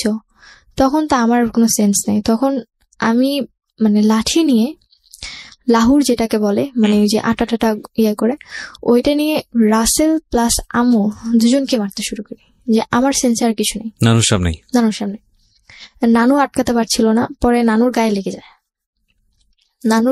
যায়। দেন আমি স্টপ হয়ে যাই, যেহেতু নানুর গায়ে লেগে গেছে, এরপর তো আমার আর কিছু বলার নেই। দেন আমি বললাম যে এখন আমি কি করব বলো। নানুকে বলতেছি যে তুই মরেই যা, তোর মতো মেয়ে থাকার চেয়ে, তোর মতো নাতনি পরিচয় দেওয়ার চেয়ে না দেওয়া আমার অনেক ভালো। কি বলবেন? কাকে সুস্থ বলবেন, কাকে অসুস্থ বলবেন? আমি জানি না। ওকে। তারপর রাসেল আর কিছু না বলে বের হয়ে যায়। পরে এরপর থেকে রাসেল আমার প্রতি উইকনেসটা দেখানো শুরু করে যে না, ও আসলে আমার প্রতি উইক। তো এই জিনিসটা আমার পক্ষে ওর প্রতি আর উইকনেস, মানে উইক হওয়ার কোনোভাবেই সম্ভব না। আমার পক্ষে মেনে নেওয়া সম্ভব না যে না, ওর মতো একটা মানুষকে আমি ভালোবাসি। তোমার মা কি বলতেছিল? তোমার মা তো বুঝলো তোমার সাথে সম্পর্ক ছিল, বুঝতে পেরেছে যে আমার সাথে রিলেশন। তখন আম্মু আবার মানে এটা বোঝাতে চাচ্ছিল যে একদিক থেকে এই জায়গায় দুজনে গেম খেলে আমার সাথে। শুভ চাচ্ছিল আমাকে বোঝাতে যে ও আমাকে অনেক লাভ করে। রাসেলের ফ্রেন্ড। ও বোঝাতে চাচ্ছিল যে ও আমাকে, মানে রাসেল আমাকে অনেক লাভ করে, কিন্তু ও যা করছে ওটা আমার আম্মু নাকি ওকে বাধ্য করছে, ফোর্স করছে। তখন আমার একটাই কথা ছিল, একটা ছেলে বা একটা লোক চাইলে একটা মেয়েকে রেপ করতে পারে, কিন্তু একটা মেয়েকে আদৌ একটা ছেলেকে রেপ করতে পারে? ওর কথাটা ছিল এরকম টাইপের। পরে যখন রাসেল এই জিনিসগুলো বারবার করতে থাকে, আমার পক্ষে মানে ওর ডিপ্রেশন গুলো নেওয়া সম্ভব হচ্ছিল না। প্লাস বাড়িতে আম্মু বারবার চাপ দিচ্ছিল যে যখন নানুরা সবাই জেনে গেছে, এই ফার্স্ট টাইম আম্মুর মানে নানুদের সামনে এই জিনিসটা আসলো, তাও শুধুমাত্র নানুর সামনে। তাও নানু বিশ্বাস না করতেও করেছিল লাস্ট অব্দি, কিছুটা হলেও। তখন একটু শান্তি যে না, আদৌ একটু হলেও করেছে, আমাকে বিশ্বাস যে আমি সবটা মিথ্যে বলছি না। তো পরে যখন আম্মু শুরু করলো যে আমাকে রাসেলের সাথে বিয়ে দিবে, কিন্তু আমার এক পর্যায়ে যে আমার পক্ষে ওকে বিয়ে করা সম্ভব না। ঘেন্না লাগতেছে, মানে টু বি অনেস্ট এটাই মুখ থেকে বের হচ্ছিল আমার, যে কাকে ঘেন্নাটা করবো। আমি সরি টু সে, তোমাকে আমার ভালো লাগছে না। কারণটা আমি বলি যে উইকনেসের তো একটা লেভেল থাকে। তুমি ডেফিনেটলি আজকে যা বলতে আসছো এখানে সবকিছু স্বীকার করবা, এবং তুমি এইরকম একটা কিছু দেখার পরেও রাসেলের প্রতি তুমি যদি বিন্দুমাত্র সিম্প্যাথি দেখাও, তাহলে আমি মনে করবো যে না, তোমার কিছু না কিছু প্রবলেম আছে। তুমি সেটা দেখাইছো, ডেফিনেটলি তুমি দেখাইছো। মানে এত ন্যাস্টি হয় কিভাবে একটা মানুষের স্টোরি। তারপর যখন আম্মু বিয়ে দেওয়ার জন্য প্রেশার দিচ্ছে, তো আমার পক্ষে কোনোভাবে করা সম্ভব না। আর আমি কি করে একটা মানুষকে বিয়ে করবো যার সাথে কিনা আমার মায়ের অলরেডি সম্পর্ক হয়ে গেছে? তুমি দেখছো, আমার নিজের চোখে দেখা, নিজেকে অবিশ্বাস কি করে করবো আমি? তো পরে মানে তারপরে থেকে লাইফে মানে এত পরিমাণে ডিপ্রেশন আসতে শুরু করলো, আমি আমার মোবাইল ভেঙে ফেলতাম, হাত কাটতাম। তারপর মাঝে মাঝে চেষ্টা করেছি ব্লেড নিয়ে হাত না কেটে নিজের গলায় দিয়ে দিই।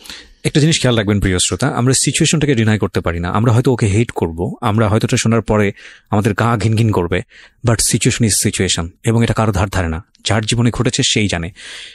কোনোভাবেই ওকে সাপোর্ট করার কোনো সুযোগ নেই। কিন্তু বয়সটা খেয়াল করে দেখুন, তখন তুমি কিসের, যখন এই ঘটনাটা ঘটে তখন আমি 10-এর এন্ডে আছো, মানে 7 কি